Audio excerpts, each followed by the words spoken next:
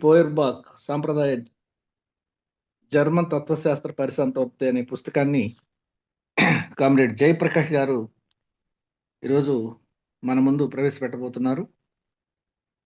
జయప్రకాష్ గారు చాలా కాలంగా ఈ వామపక్ష ఉద్యమంలో క్రియాశీలకంగా పనిచేస్తూ ముఖ్యంగా మార్క్సిజాన్ని లోతుగా అధ్యయనం చేసి ఈరోజు ఉన్న నిర్దిష్ట పరిస్థితుల్లో మార్క్స్ ఏంగిల్స్ రూపొందించిన మార్క్సిజం యొక్క ఆ, నిజమైన స్ఫూర్తిని ఎలా అర్థం చేసుకోవాలనే ప్రయత్నంలో ఆయన న్యూ సోషలిస్ట్ ఫ్రాక్సిస్ అని ఒక సంస్థను ఏర్పాటు చేసి ఉమ్, ఈరోజు ఆంధ్ర రాష్ట్రంలో కృషి చేస్తున్నారు. దాంతో పాటుగా ఇంకా చాలా సంస్థలతో సంధానం చేసుకొని నిరంతరంగా ఈ మార్క్సిస్టు అధ్యయనం పైన పనిచేస్తున్నారు. ముఖ్యంగా తత్వశాస్త్రంలో ఒక గొప్ప విప్లవం తీసుకొచ్చిన మార్క్స్ ఎంగిల్స్ కృషిని పోజీ చేస్తూ కృషిని ఆ, చే- వచ్చిన మార్పుని అంతకుముందు ఉన్న పోయర్బాక్ తర్వాత హెగెల్ ఫిలాసఫీ తర్వాత దాన్ని అభివృద్ధి చేస్తూ ఏ విధంగా ఈ శాస్త్రీయ గతి తార్కిక భౌతికవాదాన్ని రూపొందించబడిందో ఈ విషయాన్ని ఎంగిల్స్ వివరిస్తూ ఈ పుస్తకాన్ని రాశారు. ఇది మన యొక్క చర్చకి మన యొక్క ఆ, అభివృద్ధికి చాలా ముఖ్యంగా ఉపయోగపడేది. ఈ యొక్క తత్వశాస్త్రంలో వచ్చిన పెద్ద విప్లవంగానే దీన్ని భావించాల్సి ఉంటుంది. దీన్ని అర్థం చేసుకోవడం ద్వారా మార్క్సిజాన్ని మరింత లోతుగా అర్థం చేసుకోవడం బాగా ఉపయోగపడుతుంది. ఇప్పటికే చాలా మంది మన మిత్రులు దీంట్లో మంచి అధ్యయనం చేసిన వాళ్ళు కూడా ఉన్నారు. అయినా సరే మళ్ళీ ఒకసారి మనం చర్చించుకోవడం ద్వారా మన ఆలోచన మరింత మెరుగు చేసుకోవడానికి ఈరోజు మార్క్సిజం మీద జరుగుతున్న దాడిని ఎదుర్కోవడానికి సాయుధులు కావడానికి ఇది చాలా బాగా ఉపయోగపడుతున్న ఉద్దేశంతో ఈ యొక్క పుస్తకం పైన ఈరోజు చర్చని ఏర్పాటు చేయడం జరిగింది. ఈ చర్చలో మిత్రులందరూ కూడా పాల్గొనాలి. మొదట ఆ, ఉపన్యాసకులు విషయాన్ని వివరిస్తారు. తర్వాత చర్చలకు కూడా టైం ఇవ్వబడుతుంది. ఆ తర్వాత చర్చల్లో పాల్గొన్న వాళ్ళకి సమాధానం కూడా చెప్పడం అనేది జరుగుతుంది. మీకు ఏదైనా టెక్నికల్గా ప్రాబ్లం వచ్చి తర్వాత మీకు వినపడకపోతే మీరు మెసేజ్ పెడితే ఆ మెసేజ్ ద్వారా మేము చూస్తాము. మొదట ఏంటంటే మీ నెట్వర్క్ ఎలా ఉందో చూసుకోండి. లేకపోతే ఒకసారి నెట్వర్క్ ఫంక్షనింగ్ చెక్ చేసుకున్న తర్వాత మెసేజ్ పెడితే ఏదైనా అవసరం ఉంటే అశోక్ గారు కానీ రాజశేఖర్ గారిని దీని టెక్నికల్ ఇష్యూస్ చూస్తుంటారు, వాళ్ళు దాన్ని సెర్చ్ చేయడానికి ఉపయోగపడుతుంది. కాబట్టి క్లాస్ని విజయవంతం కావడానికి మిత్రులందరూ సహకరించాలని చెప్పని దీన్ని విజయవంతం చేయాలని చెప్పి కోరుకుంటూ ఇప్పుడు జయప్రకాష్ గారిని మాట్లాడవలసిందిగా విజ్ఞప్తి చేస్తుంది. మిత్రులు పెద్దలు అందరికీ నమస్కారం. నా వాయిస్ బాగానే ఉంది కదండి? బాగా నడుస్తుంది. ముందుగా ఈ మార్క్సిస్ట్ స్టడీ సెంటర్ వాళ్ళు నన్ను ఈ పుస్తకాన్ని పరిచయం చేయడం కోసం ఆహ్వానించినందుకు ధన్యవాదాలు తెలియజేసుకుంటున్నాను. కుమార్ రెడ్డి గారు, గడ్డం అశోక్ గారు, మన అబ్దుల్ కరీం గారు, ఇతర పెద్దలు మిత్రులు అందరూ ఈ ప్రయత్నం చేయటం అనేది చాలా ఈరోజు అత్యంత అవసరమైన విషయం. మార్క్సిజాన్ని మరింత లోతుగా శాస్త్రీయంగా మనం అర్థం చేసుకోవటం, అధ్యయనం చేయటం, ఆ వెలుగులో మన ఆచరణకి సరికొత్తగా మార్చుకోవటం అనేది ఈరోజు 100 ఏళ్ల తర్వాత భారత కమ్యూనిస్టు ఉద్యమం ముందున్న ఒక ముఖ్యమైన కర్తవ్యం. అది ఆ కర్తవ్యంలో భాగంగా ఇలాంటి ప్రయత్నాలకి చాలా ప్రాధాన్యత ఉంది అని వ్యక్తిగతంగా నేను న్యూ సోషలిస్ట్ ప్రాక్సిస్ గా మేము భావిస్తున్నాము. ఇందాక కుమారెడ్డి గారు మాట్లాడుతూ న్యూ సోషలిస్ట్ ప్రాక్సిస్ ని నేను స్థాపించాను అని మాట్లాడారు. ఆయన జనరల్ గానే మాట్లాడారు, కానీ ఇది ఒక వ్యక్తిగా ప్రారంభించింది కాదు. ఒకే ఆలోచనతో ఉన్న అనేక మంది మిత్రులు, అనేక మంది అధ్యయనం, చొరవ, వాటన్నిటి ఆధారంగా పని చేస్తున్నాం. ఇలాంటి ఆలోచనలతో అనేక రాష్ట్రాల్లో కూడా ఉన్న కామ్రేడ్స్తో సమన్వయం చేసుకొని పనిచేస్తున్నాం. ఈరోజు Ludwig Feuerbach end of classical German philosophy, German తత్వశాస్త్ర పరిసమాప్తి, ఫైర్బాక్ అండ్ జర్మన్ తత్వశాస్త్ర పరిసమాప్తి పుస్తకం గురించి మనం ఈ 2 రోజుల పాటు మాట్లాడుకోబోతున్నాం. వాస్తవానికి ఆ, ఈ ఈ పుస్తకాన్ని జర్మన్ ఐడియాలజీ అనే పుస్తకంతో కన్ఫ్యూజ్ అయ్యి వాళ్ళు ఈ రోజు కూడా రాష్ట్ర కేంద్ర స్థాయిలో వామపక్షాల్లో చాలా నాయకత్వ స్థాయిలో ఉండి కూడా ఈ రెండు పుస్తకాలు జర్మన్ ఐడియాలజీ అనే పుస్తకం అయితే అసలు మనం ఒక 5-6 ఏళ్ల క్రితం నేను కూడా ఆ పుస్తకం పేరు కూడా వినలేదు. ఆ పుస్తకం పేరు కూడా మనం విని ఉండం. ఎప్పటి నుంచో మనకు అందుబాటులో ఉండి కొంత చర్చ జరుగుతున్న ఈ పుస్తకం పట్ల కూడా మన దృష్టి కానీ మనం దీన్ని లోతుగా అధ్యయనం చేయటం కానీ దీన్ని సరైన రీతిలో అర్థం చేసుకోవటంలో కానీ చాలా సమస్యలు, ఆటంకాలు ఇవన్నీ మనకి ఉన్నాయి. ఆ నేపథ్యంలో ఈ పుస్తకం మీద మనం మాట్లాడుకోవటం అనేది చాలా ముఖ్యమైన అంశం. అయితే ఈ పుస్తకం గురించి మాట్లాడుకునే ముందు ఒక 2 విషయాలు నేను మాట్లాడాలనుకుంటున్నాను. ఇక్కడ మనం ఈరోజు ఈ కార్యక్రమానికి వచ్చిన అనేక మంది మిత్రులు, పెద్దలు అందరూ కూడా సామాజిక మార్పు జరగాలి అని చాలా బలంగా కోరుకుంటున్న వాళ్ళం మనందరం. అందుకనే అందులో భాగంగానే ఈ పాటికి అనేక మంది ప్రత్యక్షంగా, పరోక్షంగా ఈ సామాజిక మార్పు కోసం జరిగే ప్రయత్నాల్లో పాల్గొంటున్నారు. మనందరికీ ఒక బలమైన ఆకాంక్ష ఉంది. అయితే ఇక్కడ హాజరైన మనకి అని కాదు కానీ జనరల్ గా సామాజిక మార్పు కోరే వాళ్ళలో కూడా సమాజం పట్ల, సామాజిక మార్పు పట్ల శాస్త్రీయమైన అవగాహన ఉందా అంటే అది చాలా ప్రశ్నార్థకమైన విషయంగా మనం చూడాలి. సో ఇంత పెద్ద మాట ఎందుకు అనాల్సి వస్తుంది అంటే ఒక 2 ఉదాహరణల ద్వారా దీని గురించి మాట్లాడుకుందాం. ఒకటి, ఈరోజు చాలా పాపులర్గా సమాజం గురించి ఆలోచించే వాళ్ళు, సమాజం మారాలనుకునే వాళ్ళు, వాళ్ళందరి నోటి నుంచి చాలా తరచుగా మనం వినే మాట, అది పామరుల నుంచి పండితుల దాకా అన్ని స్థాయిల్లో వాళ్ళు కూడా మాట్లాడే ఒక మాట, అందరూ బాగుండాలి, అందులో నేను ఉండాలి అనేది మనం చాలా బాగా వింటాం. వాస్తవానికి ఇది చాలా వినటానికి చాలా గొప్ప ఆదర్శం లాగా, మంచి విషయం లాగా మనందరికీ అనిపిస్తుంది. కానీ అందరూ బాగుండాలి, అందులో నేను ఉండాలి అనేది మార్క్సిజం వెలుగులో చూసినప్పుడు, లేదు ఒక సైంటిఫిక్ శాస్త్రీయంగా మన సమాజాన్ని పరిశీలించే వాళ్ళు, శాస్త్రీయంగా సమాజ మార్పు కోసం కృషి చేయాల్సిన వాళ్ళు అనాల్సిన మాటేనా అన్నప్పుడు కాదు అని నిర్ద్వంద్వంగా చెప్పొచ్చు, వేరే మాట లేకుండా. అదేంటి అందరూ బాగుండాలి, అందులో నేను ఉండాలి అనేది అంత మంచి ఆశయం కదా, అంత మంచి ఉదాత్తమైన ఆలోచన కదా, దాంట్లో తప్పేం ఉంది అనేది మనకి చాలా మందికి అనిపించవచ్చు. కానీ అందరూ బాగుండాలి, అందులో నేను ఉండాలి అన్నప్పుడు అందరూలో అందరూ ఉంటారు, అందరూలో ఎవరిని మనం మినహాయించట్లేదు. అంటే సమాజంలో ఉన్న అందరూ బాగుండాలి, అందరూ బాగుండాలి అని అనుకున్నప్పుడు అంబానీ, అదానీ, టాటా, బిర్లా అందరూ. హలో, జాయిన్ కాలేదా? కుమార్ రెడ్డి గారు మ్యూట్ చేసుకుంటారా?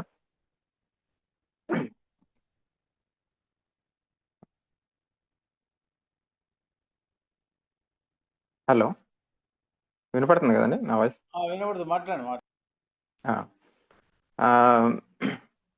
అందరూ బాగుండాలి, అందులో నేను ఉండాలి అనే అనుకోవటంలో ఇబ్బంది ఏముంది అని మనకు వెంటనే అనిపిస్తుంది. కానీ ఆ అందరూలో ఇందాక అనుకున్నట్టు అంబానీ, అదానీ, టాటా, బిర్లాతో సహా అందరూ ఉంటారు. అందరిలో మనం ఎవరిని మినహాయించట్లేదు, కొందరిని కూడా మినహాయించట్లేదు. కాబట్టి పెట్టుబడిదారులు బాగుండాలి, కార్మికులు బాగుండాలి, భూస్వాములు, పెట్టుబడిదారి భూస్వాములు బాగుండాలి, లేదు రైతులు బాగుండాలి అనేది వాస్తవానికి అది శాస్త్రీయం కాదు, సమాజం పట్ల ఉండే ఒక శాస్త్రీయమైన అవగాహన కాదు. ఒక పాపులర్ గా, జనరలైజ్డ్ గా చెప్పేటప్పుడు ఆ మాట అంటున్నప్పటికీ కూడా, అంటున్నట్టుగా అనిపిస్తున్నప్పటికీ కూడా దానిలో చాలా పెద్ద ప్రమాదం ఉంది. దానిలో ప్రమాదం ఏంటి అంటే, ఈ సమాజం వర్గాలుగా విడిపోయి ఉంది. వర్గాలుగా విడిపోయి ఉన్న సమాజంలో అన్ని వర్గాలు బాగుండటం అనేది ఎప్పుడు సాధ్యం కాదు. ఇక్కడ ఒక వర్గం ఇంకొక వర్గాన్ని దోచుకుంటున్న సమయంలో అన్ని వర్గాలు బాగుండటం సాధ్యం కాదు ఎప్పుడు కూడా. ఏదో ఒక వర్గం నష్టపోతుంటేనే ఇంకో వర్గం లాభం పొందుతూ ఉంటుంది. ఒక వర్గం దోపిడీ చేస్తూ ఉంటేనే మిగతా వాళ్ళందరి మీద, మిగతా అన్ని వర్గాల మీద దోపిడీ చేయటం ద్వారానే ఒక వర్గం దోపిడీ వర్గంగా, పాలక వర్గంగా ఉంటది. కాబట్టి ఒక వర్గ సమాజంలో, వర్గాలుగా విడిపోయిన సమాజంలో అందరూ బాగుండాలి, అందులో నేను ఉండాలి అనటంలో అర్థమేమీ లేదు. వాస్తవానికి మార్క్సిజం చాలా సందర్భాల్లో, మార్క్సిజంలోని అనేక అంశాలను మనం పరిశీలించేటప్పుడు, ముఖ్యంగా పెట్టుబడిదారి సమాజంలో మనకు ఎదురయ్యే అనేక అంశాలని పరిశీలించినప్పుడు, పాత సమాజాల్లో వీటి రూపం ఎలా ఉంది అనేది మనం ఎప్పుడైనా పరిశీలించినప్పుడు చాలా స్పష్టంగా మనకి అర్థమవుతుంది. మార్క్స్, ఎంగెల్స్ కూడా అనేక సందర్భాల్లో పొలిటికల్ ఎకానమీకి సంబంధించి కానీ, రిలీజియన్ గురించి, హిస్టారికల్ మెటీరియలిజంలో, చారిత్రక భౌతికవాదంలో రిలీజియన్ గురించి, లేదా రాజ్యం గురించి, కుటుంబం గురించి, అనేక సరుకుల గురించి మనం అనేక అంశాలను మనం పరిశీలించేటప్పుడు పాత సమాజాల్లో అవి ఎలా ఉన్నాయి అనేది ఒకసారి పరిశీలించినప్పుడు చాలా స్పష్టంగా మనకి దాని కొనసాగింపుగానే ఇక్కడ ఉంది తప్ప ఇక్కడ ఏం ప్రత్యేకంగా లేదు అనేది అర్థం అవుద్ది. అట్లని ఇప్పుడు అందరూ బాగుండాలి, అందులో నేను ఉండాలి అనేదాన్ని మనం ఒక బానిస సమాజంలో అందరూ బాగుండాలి, అందులో నేను ఉండాలి అని ఏ బానిస అనుకున్నా, లేదా బానిస యజమాని అన్నా మనం వెంటనే నవ్వు వస్తుంది. సో బానిస యజమాని, బానిస ఇద్దరు బాగుండటం అనేది ఎప్పుడు సాధ్యం కాదు. అట్లానే ఒక ఫ్యూడల్ భూస్వామి, రైతు ఇద్దరు బాగుండటం అనేది ఎప్పుడు సాధ్యం కాదు. కానీ పెట్టుబడిదారి సమాజంలో పెట్టుబడిదారుడు, కార్మికుడు ఇద్దరు బాగుండటం అనేది సాధ్యం ఎలా అవుద్ది మరి అక్కడ సాధ్యం కానప్పుడు? కాబట్టి అందరూ బాగుండాలి, అందులో నేను ఉండాలి అనేది సామాజికంగా ఒక మార్పు కోరుకునే వాళ్ళు, సమాజంలో కొంత మెరుగైన పరిస్థితి ఉండాలి అనుకునే సాధారణ ప్రజలు అనటంలో తప్పేం లేదు. అది చాలా సాధారణం కూడా. వాస్తవానికి అది చాలా ప్రోగ్రెసివ్. వాళ్ళ నుంచి కనుక ఈ మాట వస్తే అంటే ఒక ఒక మంచితనం ఉంది అందులో. మంచితనం ఉంది, సమాజం అంతా బాగుండాలని ఒక ఆకాంక్ష ఉంది. అయితే ఆకాంక్షలు, ఆలోచనలను బట్టి మాటలు చెప్పేవాళ్ళు కూడా ఉండటం సాధ్యం కాదు పెట్టుబడిదారి విధానంలో. అది వ్యక్తుల సమస్య కాదు కాబట్టి వాళ్ళంటంలో తప్పేం లేదు. ఆ రకంగా ఆ మేరకు అది ప్రోగ్రెసివ్. కానీ సామాజిక మార్పు కోసం శాస్త్రీయంగా పనిచేస్తున్నాం అనుకుంటున్న వాళ్ళం, దీన్ని సామాజిక మార్పుని శాస్త్రీయ పద్ధతుల్లో సాధించాలనుకుంటున్న వాళ్ళం, మార్క్సిజం ఆధారంగా ప్రపంచాన్ని చూడాలనుకుంటున్న వాళ్ళం, లేదు మార్క్సిజం కాకపోయినా ఈ సమాజాన్ని శాస్త్రీయంగా ఆలోచిస్తున్నాం అని చాలా మంది చెప్తారు. బాబు గోగినేని లాంటి వాళ్ళు కావచ్చు, రేషనలిస్టులు, ఏథియిస్టులు, హ్యూమనిస్టులు, వాళ్ళు కూడా మేము చాలా సైంటిఫిక్ గా మాట్లాడుతున్నాం అనుకుంటారు. సో ఈవెన్ వాళ్ళు మాట్లాడినా, లేదు మార్క్సిస్టులు సామాజిక మార్పు కోసం శాస్త్రీయంగా పనిచేస్తున్న వాళ్ళు ఎవరు మాట్లాడినా అది తప్పు అవుద్ది. ఈ మాట తప్పు అవుద్దని మనం ఇప్పుడు మాట్లాడుకోవడం కాదు. వాస్తవానికి అంతకుముందు లీగ్ ఆఫ్ జస్ట్ అని ఉన్నదాన్ని కమ్యూనిస్ట్ లీగ్ గా మారింది. ఎక్కువ మంది ఇక్కడ ఉన్న మిత్రులు, పెద్దలందరికీ ఈ విషయం తెలిసిందే. సో కమ్యూనిస్ట్ పార్టీ ప్రణాళిక అనేది కమ్యూనిస్ట్ లీగ్ కోసం మార్క్స్ ఎంగెల్స్ రాశారు. సో అది రాసే సమయంలో లీగ్ ఆఫ్ జస్ట్ నినాదం ఏంటి అంటే all men are brothers. So ప్రపంచంలో మానవులందరూ సహోదరులు ఉండాలి అనేది వాళ్ళ నినాదం. అది బ్యానర్ మీద కూడా పెట్టుకొని ఉంటారు. అని మార్క్స్ ఎంగెల్స్ ఒక సమావేశంలో ఆ బ్యానర్ ని తీసేసి, ఇది కాదు మన బ్యానర్ ఉండాల్సింది, సో మానవులందరూ మన సహోదరులన్నా, అందరూ బాగుండాలి, అందులో నేను ఉండాలన్నా సారాంశం ఒకటే. సో మార్క్స్ ఎంగెల్స్ ఆ బ్యానర్ ని తీసేసి workers of all the world unite, ప్రపంచ కార్మికులందరూ ఏకం అవ్వాలి. కాబట్టి అక్కడ పెట్టుబడిదారులు, కార్మికులు అన్నదమ్ముల వల్ల ఉండటం అనేది సాధ్యం కాదు. అన్నదమ్ముల వల్లను అందరూ కలిసి ఉండాలని మనకు కూడా ఇక్కడ చాలా కవితలు ఉన్నాయి. సో అది వినటానికి, చెప్పడానికి బాగుంటది. ఏమాత్రం సమాజం పట్ల శాస్త్రీయమైన అవగాహన లేని వాళ్ళు మాట్లాడటం బాగానే ఉంటది. కానీ అందరూ అన్నదమ్ములుగా వర్గ సమాజంలో ఉండటం సాధ్యం కాదు. కాబట్టే వాళ్ళు ఆ బ్యానర్ని తీసేసి, ఆ నినాదాన్ని తీసేసి, కార్మికులందరూ ఐక్యం అవ్వాలి, ఏకం అవ్వాలి, పోరాడాలి అనే నినాదాన్ని దాని ప్లేస్ లో పెట్టారు. కాబట్టి అప్పటి నుంచి ఒక స్పష్టమైన అవగాహనతో వర్గ సమాజంలో మన ఆలోచనలు, మన నినాదాలు, మన కార్యాచరణ వర్గ సమాజంలో వర్గ పోరాటాన్ని బేస్ గా చేసుకొని ఆ ప్రాతిపదిక మీద మన ఆలోచనలన్నీ ఉండాలి అనేది చాలా స్పష్టమైన ఇది. కాబట్టి అందరూ బాగుండాలి, అందులో నేను ఉండాలి అని శాస్త్రీయంగా ఆలోచించే వాళ్ళు ఎవరు అంటాం అనేది సరైన ఇది కాదు. అట్లా ఇంకొక ఎగ్జాంపుల్ మనం తీసుకుంటే, సో ఈరోజు స్వార్థం గురించిన చాలా చర్చలు జరుగుతూ ఉంటాయి. సో స్వార్థం అనేది చాలా పెద్ద సమస్య, ముఖ్యంగా పెట్టుబడిదారి సమాజంలో చాలా పెద్ద సమస్యగా మనం చూస్తూ ఉంటాం. సో ఈవెన్ సమాజంలో మార్పు రావాలి, సామాజిక మార్పు జరగాలి అని శాస్త్రీయంగా అనుకునే వాళ్ళు కూడా కొంతమంది ఎక్కువ సందర్భాల్లో, లేదా అనేక మంది కొన్ని సందర్భాల్లో అయినా వచ్చే ఒక నిర్ధారణ ఏంటి అంటే, ఏమి అనుకున్నా కానీ ఇది చాలా స్వార్థంతో నిండిన సమాజం. ఈ స్వార్థంతో నిండిన సమాజంలో సామాజిక మార్పు అనేది అంత తొందరగా, అంత సులువుగా జరిగేది కాదు, అంత సులభంగా సాధ్యమయ్యే విషయం కాదు. ఎందుకంటే స్వార్థం అన్ని వైపులా, కుటుంబంలోకి స్వార్థం ప్రవేశించింది, స్నేహాల్లోకి స్వార్థం ప్రవేశించింది, ప్రేమ వ్యవహారాల్లోకి ప్రవేశించింది. స్వార్థం అనేది సర్వవ్యాప్తంగా ఉన్న ఈ సమాజంలో మనం ఏదో ఒక ఆదర్శ సమాజం, అందరికీ మెరుగైన సమాజం సాధించడం అనేది సాధ్యం కాదు అనే భావనలు మనకి నేను మనకేనన్నప్పుడల్లా ఇక్కడ మనం అటెండ్ అయిన 30 మందికి మనందరికి ఉన్నాయని కాదు నా ఉద్దేశం. సహజంగా ఈ ఈ ఇట్లాంటి ఆలోచనలు సామాజిక మార్పు కోసం ఆలోచించే వాళ్ళలో కూడా, వాళ్ళు మార్క్సిస్టులు అవ్వచ్చు, లేదు అనేక రూపాల్లో సామాజిక మార్పు కోసం శాస్త్రీయంగా మేము ఆలోచిస్తున్నాం చేస్తున్నాం అనే వాళ్ళలో కూడా. కాబట్టి ఇలాంటి ఆలోచనలు మనం ఉంటాం చూస్తాం. అదే కాకుండా మార్క్సిజాన్ని విమర్శించే వాళ్ళు కూడా మనిషి సహజంగానే స్వార్థజీవి.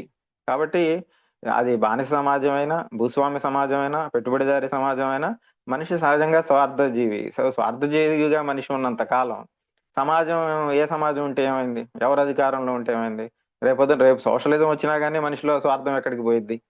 కాబట్టి రేపొద్దున సోషలిజం వచ్చినా కానీ ఆ స్వార్థం పోనంత కాలం ఈ సమాజం మారదు. కాబట్టి ఆ స్వార్థం పోనంత కాలం మనం మాట్లాడుకునేవన్నీ ఆ, మనం ఆ, పేరుకి చేస్తాము కానీ అసలు సమస్య అక్కడ ఉంది అనే వాదన కూడా ఇంకొక రూపంలో మనం దాన్ని కూడా చాలా బలంగా వింటూ ఉంటాం.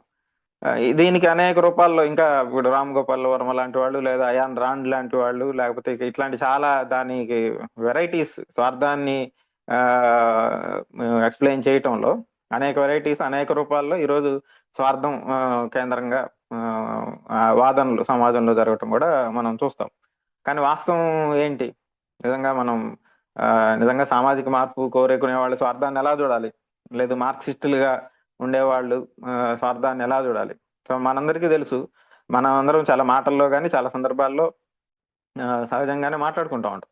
సో ఈరోజు ఆదిమ సమాజం ని పక్కన పెట్టిన, ఈరోజు ఆదిమ సమాజంలో లాగా ట్రైబల్ హ్యామ్లెట్స్, లేకపోతే చాలా ఐసోలేటెడ్ గా ఎక్కడైనా గిరిజన లేదా ఆదివాసీ గ్రామాలు ఎక్కడైనా బాగా ఎవరికి సంబంధం లేకుండా మూలగా ఉన్నప్పుడు, చాలా విసిరేసినట్టు ఎక్కడో ఉండే ప్రాంతాలు చాలా ఉంటాయి వెనక బాగా ఆ, అనేక ప్రాంతాల్లో.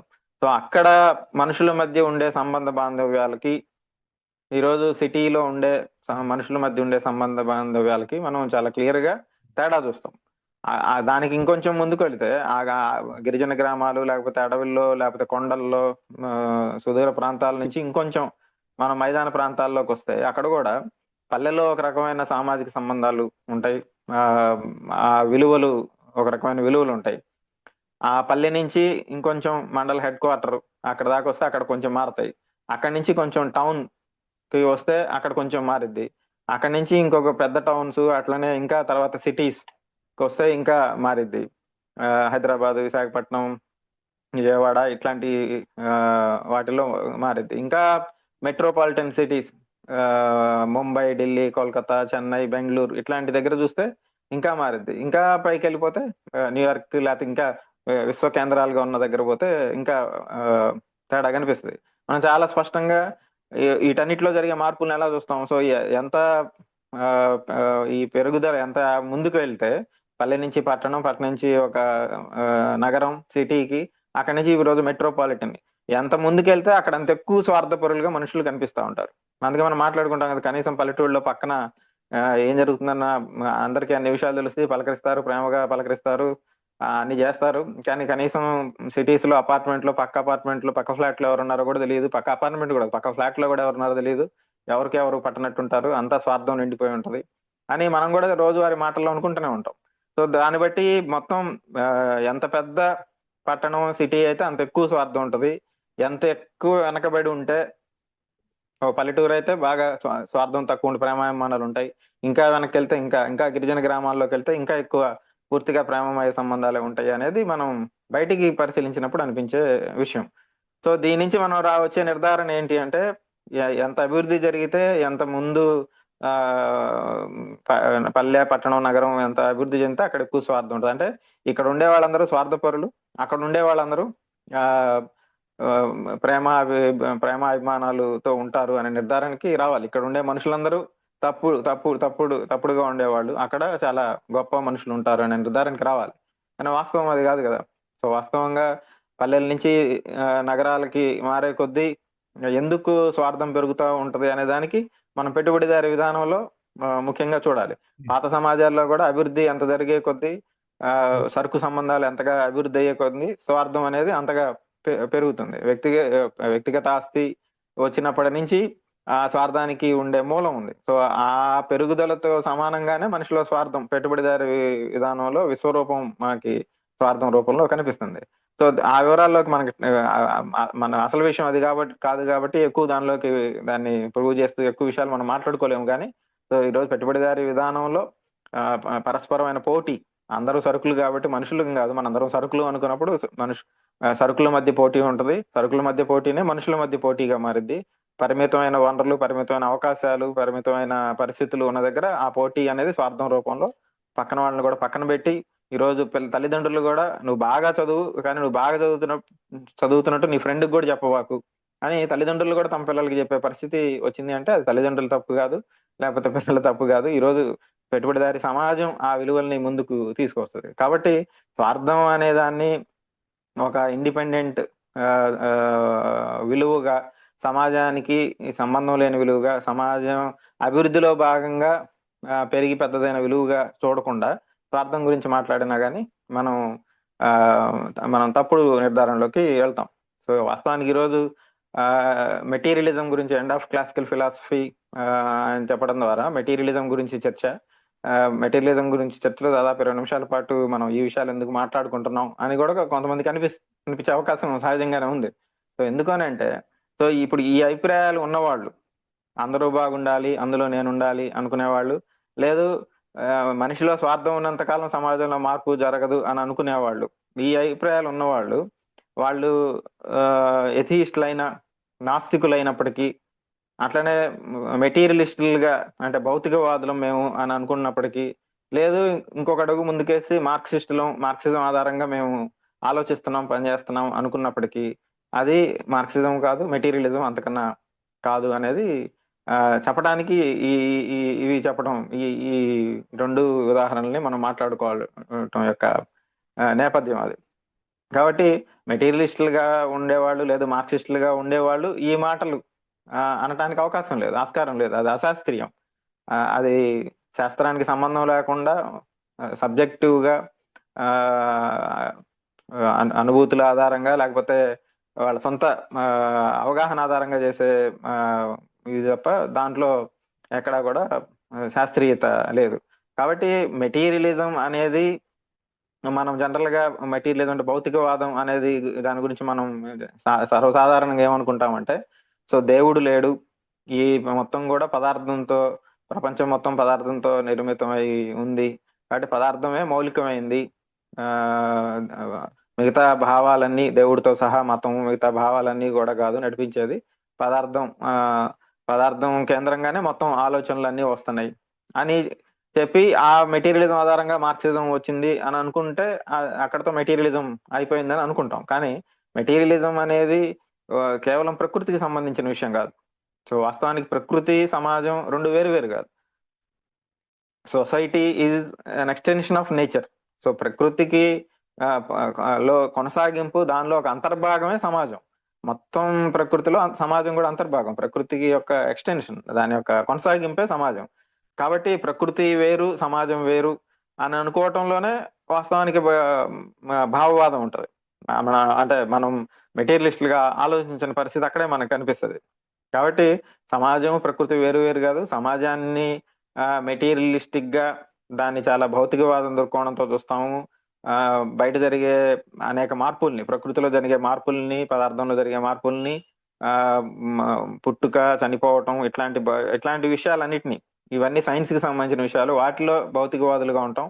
సమాజానికి సంబంధించి, సమాజ మార్పుకి సంబంధించి, సమాజానికి సంబంధించిన శాస్త్రీయమైన సిద్ధాంతానికి సంబంధించి మాత్రం భౌతికవాదులుగా ఉండడం అంటానికి ఆస్కారం లేదు.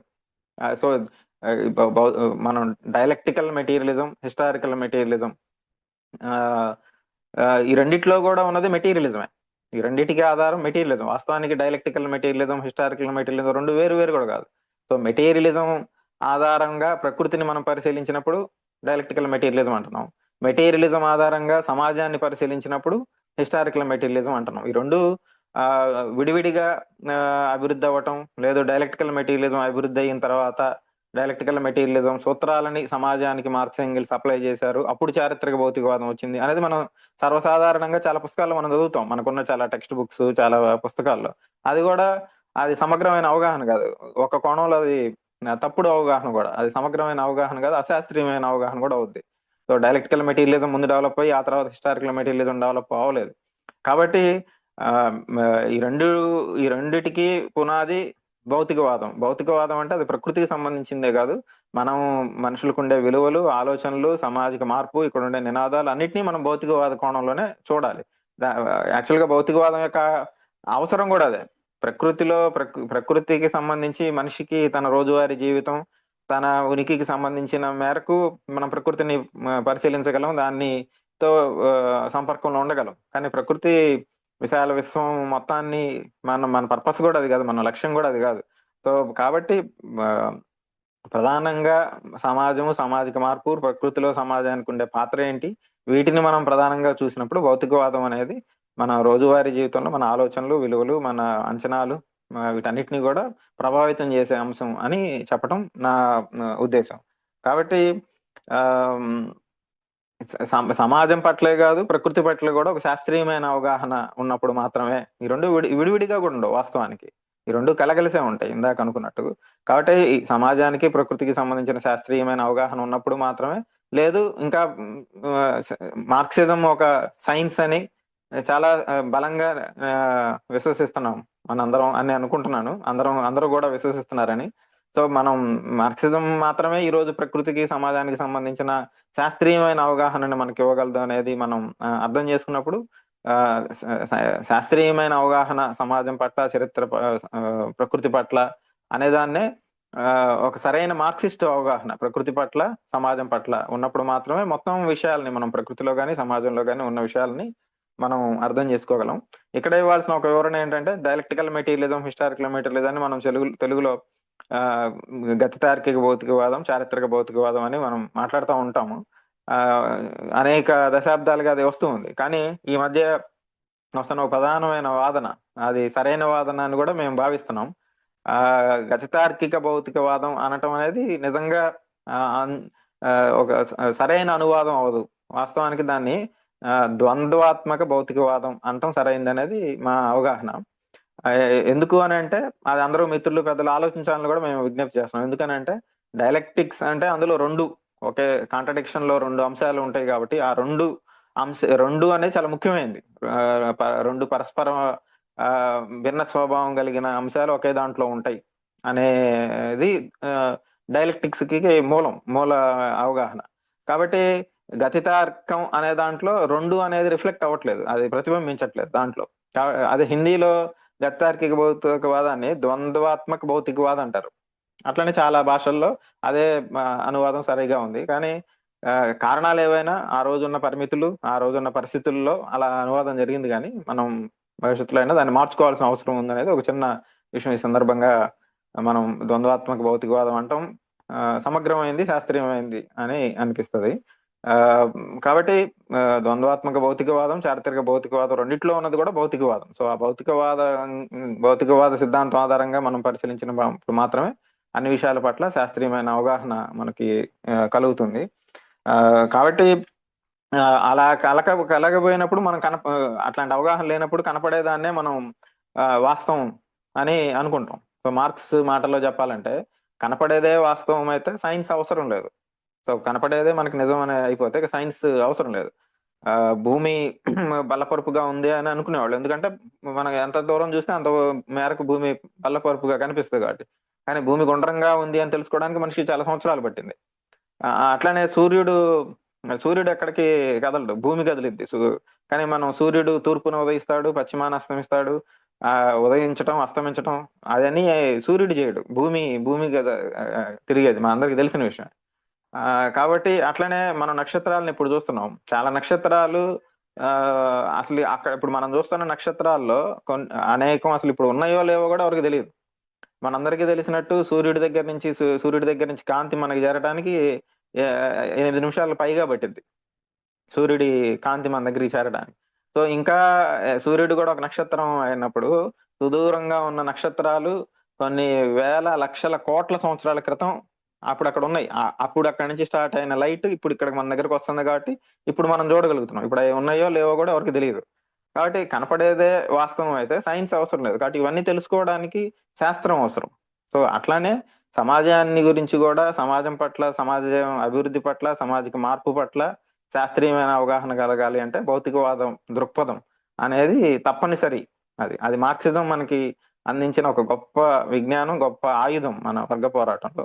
కాబట్టి అందులో భాగంగా చూసినప్పుడు ఈ పుస్తకానికి ఉన్న ప్రాధాన్యత, దురదృష్టవశాత్తు ఈ రోజు కూడా మనం అనేక విషయాల్లో శాస్త్రీయంగా సమాజాన్ని చూస్తున్నామా, అసలు మనం ఈ సమాజం ఏంటి అనే దగ్గర మనం ఇంకా చర్చల్లో ఉన్నాం. మనందరికీ తెలుసు ఇది అసలు అర్ధవలస సమాజం అనుకునేవాళ్ళు, భూస్వామ్య సమాజం అనుకునేవాళ్ళు, లేదు ఇది ఆ, ఆ, వలస నయా వలస సమాజంగా ఉందనుకునేవాళ్ళు, లేదు ఇది పూర్తిగా పెట్టుబడిదారి సమాజంగా మారుతుంది అనుకునేవాళ్ళు అనేక మంది మనందరం ఉన్నాం.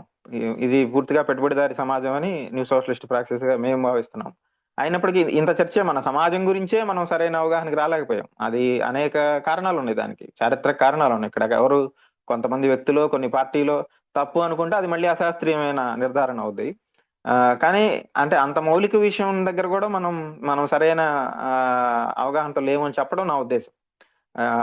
కాబట్టి దాంతో సంబంధించిన అనేక విషయాలు, మన సమాజం ఏంటి అనే దాంతో పాటు అనేక విషయాలకు సంబంధించి మనం ఆ సరైన నిర్ధారణలకు రావాలంటే మన దగ్గర ఈ పాటికే ఉన్న సైన్స్, మార్క్సిజం అనే దాన్ని మనం ఆకలింపు చేసుకుంటే తప్ప వీటికి పరిష్కారాలు మనం కనుగొనలేం. ఇందాక అన్నట్టు అనేక చారిత్రక కారణాల వలన కమ్యూనిస్ట్ ఉద్యమం బలహీనం అవటం వలన అది కమ్యూనిస్ట్ ఉద్యమ బలహీనతగా అర్థం చేసుకునే బదులు మార్క్సిజంలోనే బలహీనత ఉంది, మార్క్సిజం బహుశా భారతదేశం లాంటి దానికి వర్తించదేమో, భారతదేశంలో చాలా కులాలు ఉన్నాయి, ఇంత చాలా చాలా ప్రత్యేకమైన పరిస్థితులు ఉన్నాయి, ఇన్ని జాతులు ఉన్నాయి, కాబట్టి ఆ యూరోప్ లో వెస్ట్ లో పుట్టిన మార్క్సిజం ఇక్కడ అప్లై అవ్వదేమో అని అనుమానించే మార్క్సిస్టులు చాలా మంది ఉన్నారు మన మధ్య, మనందరికీ తెలుసు ఆ విషయం. కాబట్టి బుద్ధుడి దగ్గరికి వెళ్ళాలా, మనం అంబేద్కర్ దగ్గరికి వెళ్ళాలా, లేదా ఇంకొకరి దగ్గరికి వెళ్ళాలా అని చూస్తున్న పరిస్థితుల్లో వాస్తవానికి ఈ రోజు మనం మాట్లాడుకునే అనేక విషయాలు, మనం చర్చిస్తున్న అనేక విషయాలు, మన ముందుకు వస్తున్న అనేక సమస్యలు మార్క్స్, ఎంగెల్స్, లెనిన్ ఆ టైంలోనే అవన్నీ చాలా సందర్భాల్లో చర్చలు జరిగి అప్పటికే అవి సెటిల్ అయినాయి అన్న విషయం కూడా మనకు తెలియాలంటే ఈ పుస్తకం లాంటి పుస్తకాల్లోకి లోతుగా వెళ్తే తప్ప మనకు ఆ విషయం తెలియదు. అంటే మన దగ్గరే ఆ శాస్త్రాన్ని పెట్టుకొని మనం దాన్ని దాన్ని సరిగా చూడలేదు ఇప్పటిదాకా, సగం సగమే చూసాము, లేదు అసలు చూడకుండా ఇంకా చుట్టుపక్కల అనేక చోట్ల చూస్తున్నాము అనేది అర్థం అవ్వాలంటే ఈ పుస్తకంలో ఏదైతే మాట్లాడారో భౌతికవాదం గురించి, ప్రకృతి గురించే మాట్లాడలేదు, ప్రకృతి గురించి, సమాజాన్ని గురించి నా సంబంధించిన భౌతికవాదం గురించి ఈ పుస్తకంలో ఏంగెల్స్ చర్చించారు. కాబట్టి ఆ రూపంలో కూడా మనం ఈ రోజు భౌతికవాదాన్ని, ఈ పుస్తకాన్ని ముందుకు తీసుకెళ్లటం యొక్క ప్రాధాన్యతని మనం అర్థం చేసుకోవాలనేది విషయం. అయితే ఈ 2 రోజులు దీంట్లో మన ఆర్గనైజర్స్ ముందే నాకు చెప్పున్నారు. సో అనేక తరగతుల నుంచి ఇక్కడ పాల్గొన్న వాళ్ళు ఉన్నారు కాబట్టి, కొంత మార్క్సిజం చదివిన వాళ్ళు, చదవకుండా అనేక కారణాలు కొత్తగా పరిచయం అయిన వాళ్ళు, లేదు ఉద్యమాల్లో వాటిల్లో అనేక కాలాల నుంచి అనేక సంవత్సరాల నుంచి పనిచేస్తున్న వాళ్ళు, ఇట్లా అనేక రకాలుగా మనం ఉన్నాం కాబట్టి అందరినీ దృష్టిలో పెట్టుకొని మాట్లాడాలి. అట్లానే కొంత పాపులర్ గా మౌలికమైన విషయాలను కూడా మాట్లాడాలి అనే ఇది కూడా సూచన కూడా నాకు వచ్చి ఉంది. ఆ కారణం రీత్యా కూడా మనం ఈ నేపథ్యం, ఈ విషయంలోకి వెళ్ళటానికి మనం ఈ ఎక్సర్సైజ్ అంతా చేయటం. అందుకని ఈ 2 రోజుల దాంట్లో నేను ఈ రోజు ప్రధానంగా ఈ పుస్తకం నేపథ్యం ఏంటి, అట్లనే భావవాదం, భౌతికవాదం పట్ల జరిగిన చర్చ ఏంటి, భౌతికవాదం అనేది ఒక మెకానికల్ మెటీరియలిజం, ఒక యాంత్రిక భౌతికవాదంగా ఎట్లా ముందుకొచ్చింది, ఆ తర్వాత హెగెల్ చేసిన దానికి మార్పు ఏంటి, ఆ తర్వాత ఫియర్బాక్ దగ్గర వచ్చిన తర్వాత అది ఏ రూపం తీసుకున్నది అనే విషయాలు ప్రధానంగా ఈ రోజు మనం మాట్లాడుకుందాం. ఆ తర్వాత రేపు పుస్తకంలో చాలా ముఖ్యమైనది చివరి భాగం, ఫియర్బాక్ లో ఉన్న తప్పొప్పుల గురించి మాట్లాడుకుంటూనే చివరి భాగం మార్క్సిజం అనేది వీటన్నిటిని ఒక నిర్ణయాత్మకంగా ఒక అత్యున్నతమైన దశకి ఎట్లా తీసుకెళ్ళింది అనేది రేపు మనం మాట్లాడుకుందాం. ఈ పుస్తకం మనందరికీ తెలిసినట్టు చాలా చిన్న పుస్తకం. ఏంగెల్స్ మార్క్స్ చనిపోయిన తర్వాత రాశారు. సో ఈ పుస్తకం ముందు మాటలోనే ఏంగెల్స్ చెప్పినట్టు వాస్తవానికి జర్మన్ ఐడియాలజీ అనే పేరుతో మేము గతంలోనే కొన్ని భౌతికవాద అభివృద్ధికి సంబంధించి, ముఖ్యంగా చారిత్రక భౌతికవాద అభివృద్ధికి సంబంధించి కొన్ని అంశాలని రాసున్నాం. అయితే అది ఎలుకలు తినేయటం వలన వాస్తవానికి ఆ పుస్తకం మార్క్స్ ఎంగెల్స్ బతుకున్న కాలంలో జర్మన్ ఐడియాలజీ అనే పుస్తకం ప్రింట్ అవ్వలేదు. ఆ తర్వాత కూడా అందులో చాలా భాగాలు వాళ్ళు ప్రయత్నం చేసినా కానీ ఆ రోజు అది ప్రింట్ అవ్వలేదు. ఆ తర్వాత అది నిజంగా కూడా ఎలుకలు తినేసి కొంత భాగం పోయింది.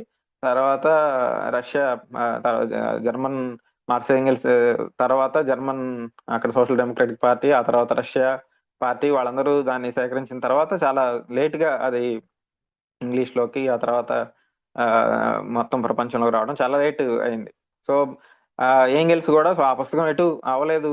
ఆ, కాబట్టి మేము ఎక్కడా కూడా ఆ, మూడు ముఖ్యమైన విషయాలు మాట్లాడతారు ఈ పుస్తకం రాయటానికి ఏంగెల్స్. ఒకటి, హెగెల్ గురించి ఒక ఒక ఒక సమగ్రమైన విశ్లేషణ అనేది అక్కడ మేము చేయలేకపోయాం.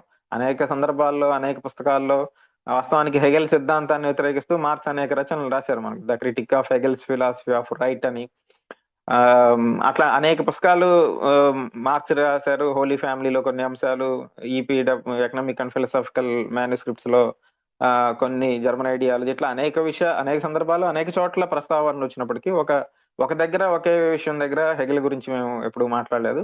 అట్లనే ఆ, మేము మార్క్సిస్టులుగా మారటానికి ఫేర్బాక్ చేసిన కాంట్రిబ్యూషన్ చాలా గొప్పది. ఆయనకి మేము రుణపడి ఉన్నాము, హెగెల్ కి, అదే విధంగా ఫేర్బాక్ కి ముఖ్యంగా. సో కాబట్టి ఫేర్బాక్ గురించి కూడా ఆయన్ని ఒక క్రిటికల్ గా ఎక్కడ విమర్శన పూర్వకంగా ఎక్కడ ఫేర్బాక్ గురించిన అకౌంట్ ఎక్కడ మేము స్పష్టంగా రాలేకపోయాం అనేది ఇంకొక మాట మాట్లాడతారు. ఈ రెండిటితో పాటు మరో ముఖ్యమైన కారణం, జర్మన్ ఈ పుస్తకం పేరులోనే ఉన్నట్లు end of classical German philosophy. So ముఖ్యంగా హెగెల్ తో ఆ క్లాసికల్ జర్మన్ ఫిలాసఫీ అనేది ముగిసింది. ఫేర్బాక్ ఒక వారధిలాగా నిలిచాడు హెగెల్ కి, మార్క్స్ ఎంగెల్స్ తర్వాత దాన్ని అభివృద్ధి చేయడానికి. సో ఆ జర్మన్ తత్వశాస్త్రం అనేది హెగెల్ తో ముగిసింది. అయితే ఇప్పుడు మళ్ళీ 40 ఏళ్ల తర్వాత, అంటే జర్మన్ ఐడియాలజీ 1846 ఆ టైంలో రాస్తే మళ్ళీ 1886 ఆ టైంలో ఈ పుస్తకం వస్తుంది. సో 40 ఏళ్ల తర్వాత మేము అప్పుడు ముగిసింది, అది అయిపోయింది, డెసిసివ్ గా మార్క్సిజం ముందుకు వచ్చింది అనుకుంటుంటే, ఇప్పుడు 40 ఏళ్ల తర్వాత మళ్ళీ సాంప్రదాయ జర్మన్ తత్వశాస్త్రంలో ఆ రోజున్న క్లాసికల్ జర్మన్ ఫిలాసఫీలో ఉన్న అనేక అంశాలు, ముఖ్యంగా ఇమాన్యుయల్ కాంట్ మనందరికీ తెలిసింది, జర్మన్ తత్వవేత్త. సో కాంట్ అభిప్రాయాలు కానీ లేదు, కాంట్ వారసులు అనేక రూపాల్లో ఇప్పుడు మళ్ళీ పాత భావాల్ని మళ్ళీ అనేక కొత్త రూపాల్లో ముందుకు తీసుకొస్తున్నారు. కాబట్టి వాటి మీద ఒక మళ్ళీ నిర్ణయాత్మకంగా వాటిని విమర్శించడం మార్క్సిజాన్ని ముందుకు తీసుకెళ్లడం కోసం అవసరం అనేది మూడో ముఖ్యమైన కర్తవ్యం. సో ఇట్లాంటి కారణాల రీత్యా ఈ పుస్తకాన్ని రాయాల్సి వచ్చింది అనేది ఏంగెల్స్ ఆ పుస్తకం ముందు మాటలోనే చెప్పడం మనం చూస్తాము. సో కాబట్టి జర్మన్ తత్వశాస్త్ర పరిసమాప్తి అంటే, సో జర్మన్ తత్వశాస్త్రం ఎట్లా ముందుకు వచ్చింది అనేది ముందుగా మనం కొంతసేపు కొద్దిగా మనం మాట్లాడుకోవాలి. ఎందుకంటే అది దానికి ముగింపు పలికేమని అనుకున్నాము. ఆ తర్వాత జరిగిన మార్పులు మార్క్స్ ఎంగెల్స్ మాట్లాడారు. ఆ తర్వాత నిజంగానే అది జర్మన్ తత్వశాస్త్రం ముగిసిపోయింది. జర్మనీలో ఉన్న భావవాదం, జర్మన్ తత్వశాస్త్రంలో ముఖ్యంగా భౌతికవాదంలో ఉన్న పెడధోరణులు, భౌతికవాదం గురించి మాట్లాడుతూనే మళ్ళీ భావవాదంలోకి వెళ్ళిన పరిణామాలు, వీటన్నిటికీ ముగింపు పలిగింది. మార్క్సిజం అనేది ఒక నిజమైన రెవల్యూషనరీ సైన్స్ గా ముందుకు వచ్చింది. అయినప్పటికీ ఈ ప్రమాదం మళ్ళీ అనేక రూపాల్లో ముందుకు వస్తుంది అనేది ఇక్కడ సారాంశం. సో కాబట్టి దాని అభివృద్ధి ఎలా జరిగింది అనేది మనం అర్థం చేసుకున్నప్పుడు ఈ పుస్తకం నేపథ్యం, దీనిలో ఉన్న అంశాలను అర్థం చేసుకోవటం కూడా సులభంగా ఉంటుంది అనేది అనిపించింది. సో జర్మనీలో తత్వశాస్త్రం మొదట లిబ్నిజ్, మార్టిన్ లూథర్ కూడా ఆ రకంగా పూర్తిగా ఆయన భౌతికవాది కాకపోయినా జర్మన్ భౌతికవాదం మెటీరియలిజంలో లిబ్నిజ్ అట్లానే మార్టిన్ లూథర్ కొన్ని కాంట్రిబ్యూషన్ చేశారు. ఆ తర్వాత ప్రధానంగా ఇమాన్యుయల్ కాంట్ తర్వాత అది ఒక కొత్త రూపు తీసుకుంది. అది జర్మనీనే కాకుండా ప్రపంచం మొత్తాన్ని ప్రభావితం చేసింది కాంట్ ముందుకు తీసుకొచ్చిన సిద్ధాంతం. ఆ తర్వాత కాంట్ తర్వాత షెల్లింగ్, ఆ తర్వాత హెగెల్ తో అది మరొక కొత్త రూపం తీసుకుంది. వీటన్నిటి తర్వాత ఫేర్బాక్ తో అది ఇంకా చాలా మంది తత్వవేత్తలు వాళ్ళ అనేక ధోరణులు అందులో ఉన్నప్పటికీ కూడా అవి ముందుకు వచ్చింది. కాబట్టి ఈ పరిణామం మొత్తంలో ఎప్పుడు ఏ మార్పులు ఎందుకు జరిగినాయి అనేది ఒక ముఖ్యమైన మార్క్సిస్ట్ పద్ధతిలో మనం ఆలోచించాల్సిన విషయం. వాటితో సంబంధం లేకుండానే ఈ జర్మన్ తత్వశాస్త్రం అనేది ఎలా పుట్టి పెరిగి ఇక్కడ దాకా వచ్చింది అనేది మాట్లాడటం అనేది ఏంగిల్స్ ఈ పుస్తకంలో ఒక ప్రధానమైన కర్తవ్యం. సో ఇందాకే అనుకున్నట్టు మెటీరియలిజం అంటే మార్క్స్ ఏంగిల్స్ కి ఎప్పుడు కూడా ప్రకృతికి సంబంధించిన విషయం అనేది అసలు కానే కాదు. సో ప్రకృతి సమాజం అసలు వేరే కాదు, ప్రకృతిలో భాగమే సమాజం అనుకున్నప్పుడు రెండోది మార్క్స్ ఏంగెల్స్ సమాజ మార్పుకి ఆ రోజు పెట్టుబడిదారీ విధానానికి వ్యతిరేకంగా మాట్లాడుతున్నారు కాబట్టి ఆ భౌతిక శాస్త్రవేత్తలు లాగా ప్రకృతి గురించిన పరిశోధన చేయటం, దానిలో మార్పులు దాని కొత్త సిద్ధాంతాన్ని చేయటం కూడా వాళ్ళ ప్రధానమైన లక్ష్యం కూడా కాదు. మానవ కేంద్రంగా, మానవ సమాజ కేంద్రంగా, మానవ సమాజంలో జరగాల్సిన మార్పులు గురించిన చర్చలోనే ఈ తత్వశాస్త్రం మొత్తం అభివృద్ధి అయింది. సో మనుషుల ఆలోచనే కదా తత్వం అంటే. సో ఈ తత్వశాస్త్రం అంతా మనుషుల ఆలోచనల నుంచి డెవలప్ అయింది. కాబట్టి మనం మొదటే మాట్లాడుకున్నట్టు తత్వశాస్త్రం అనగానే అది సమాజానికి, సామాజిక మార్పులకి సంబంధం లేనిదిగా అర్థం చేసుకోవడంలోనే సమస్య ఉంది. కాబట్టి ఈ జర్మన్ తత్వశాస్త్రాన్ని కూడా ఎంగిల్స్ అలానే చూశారు. అది ఏ సందర్భంలో ఎప్పుడు ఎలా పరిణామాలు చెందింది, ఎక్కడికి వచ్చింది, అక్కడి నుంచి మార్క్సిజంగా ఎట్లా అభివృద్ధి చెందింది అనేది ఒక ముఖ్యమైన పరిణామంగా ఆయన మాట్లాడతారు. అయితే ఇక్కడే మనం చరిత్రలో ఫ్రాన్స్ లో, జర్మనీలో జరిగిన ఆయన హెగెల్ గురించిన ఆ చాప్టర్స్ వాస్తవానికి ఎంగిల్స్ అలా పెట్టలేదు, ఆ తర్వాత అది పాపులర్ గా అలా వచ్చింది కానీ ఆ పుస్తకంలో. సో హెగెల్ గురించి చర్చించేటప్పుడు కూడా ఎంగిల్స్ ఈ విషయాన్ని చర్చిస్తారు. సో ఫ్రాన్స్ లో, జర్మనీలో తత్వశాస్త్రం అలా రెండు రకాలుగా పరిణామం చెందింది. మొదట ఫ్రాన్స్ లో చాలా విప్లవాత్మకంగా భౌతికవాదం అనేది 18th సెంచరీలో, 18వ శతాబ్దంలో ఫ్రెంచ్ మెటీరియలిస్ట్స్ అంటాం కదా, సో అది ముందుకు వచ్చింది. కానీ ఆ తర్వాత జర్మనీకి వచ్చేటప్పటికి అది చాలా పూర్తి విరుద్ధమైన ప్రత్యేకమైన పరిస్థితుల్లో అది భౌతికవాదం అనేది ముందుకు వచ్చింది అనేది కూడా మాట్లాడతారు. సో వాస్తవానికి మార్క్సిజం మొత్తం ఆ రోజు యూరోప్ గురించి, యూరోప్ కేంద్రంగా మార్క్సిజం ఉంది అని జరిగే చర్చలకి సమాధానం మనం సులభంగా చెప్పగలిగింది ఏంటంటే, ఆ రోజు ప్రపంచం మొత్తం యూరోప్ గుప్పెట్లోనే ఉంది. సో యూరోప్ కాలనీస్ గా ఉన్నాయి, మొత్తం ప్రపంచం మొత్తం కూడా వలసలుగా ఉన్నాయి. కాబట్టి యూరోప్ లో సమాజం అనేది తదుపరి దశకి యూరోప్ లో మొదట చేరింది కాబట్టి అక్కడ ప్రభావం మొత్తం సమాజం మీద ఉంది. కాబట్టి ఆ తర్వాత అక్కడి నుంచి మొత్తం అదే పెట్టుబడిదారు విధానం అన్ని చోట్లకి వచ్చింది. కాబట్టి యూరోప్ గురించి మనం పరిశీలించడం, యూరోప్ లో జరిగిన పరిణామాలంటే ఈ రోజు మనం చూస్తున్న సైన్స్, టెక్నాలజీ, ఎడ్యుకేషన్ లో అనేక విభాగాలు, ఇవన్నీ కూడా పెట్టుబడిదారీ విధానం ఆ రకంగా యూరోప్ సెంట్రిక్ గా డెవలప్ అయినవి కదా. సో అయితే భారతదేశంలో భౌతికవాద అంశాలు లేవా, భారతదేశంలో భౌతికవాద ఆలోచనలు లేవంటే ఖచ్చితంగా ఉన్నాయి, అది వేరే చర్చ. కానీ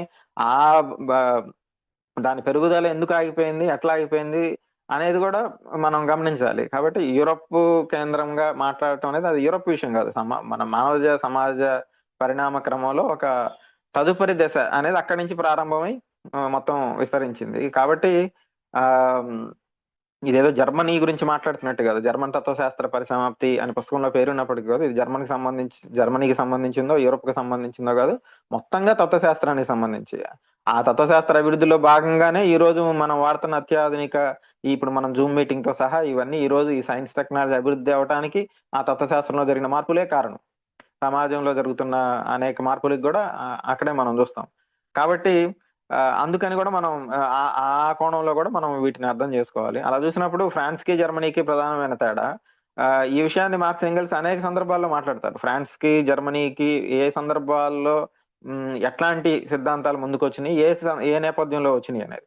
అలా చూసినప్పుడు ఫ్రాన్స్ లో భూస్వామ్య వ్యవస్థకి వ్యతిరేకంగా చాలా నిర్ణయాత్మకంగా అక్కడ పెట్టుబడిదారుల నాయకత్వంలో పెట్టుబడిదారులు,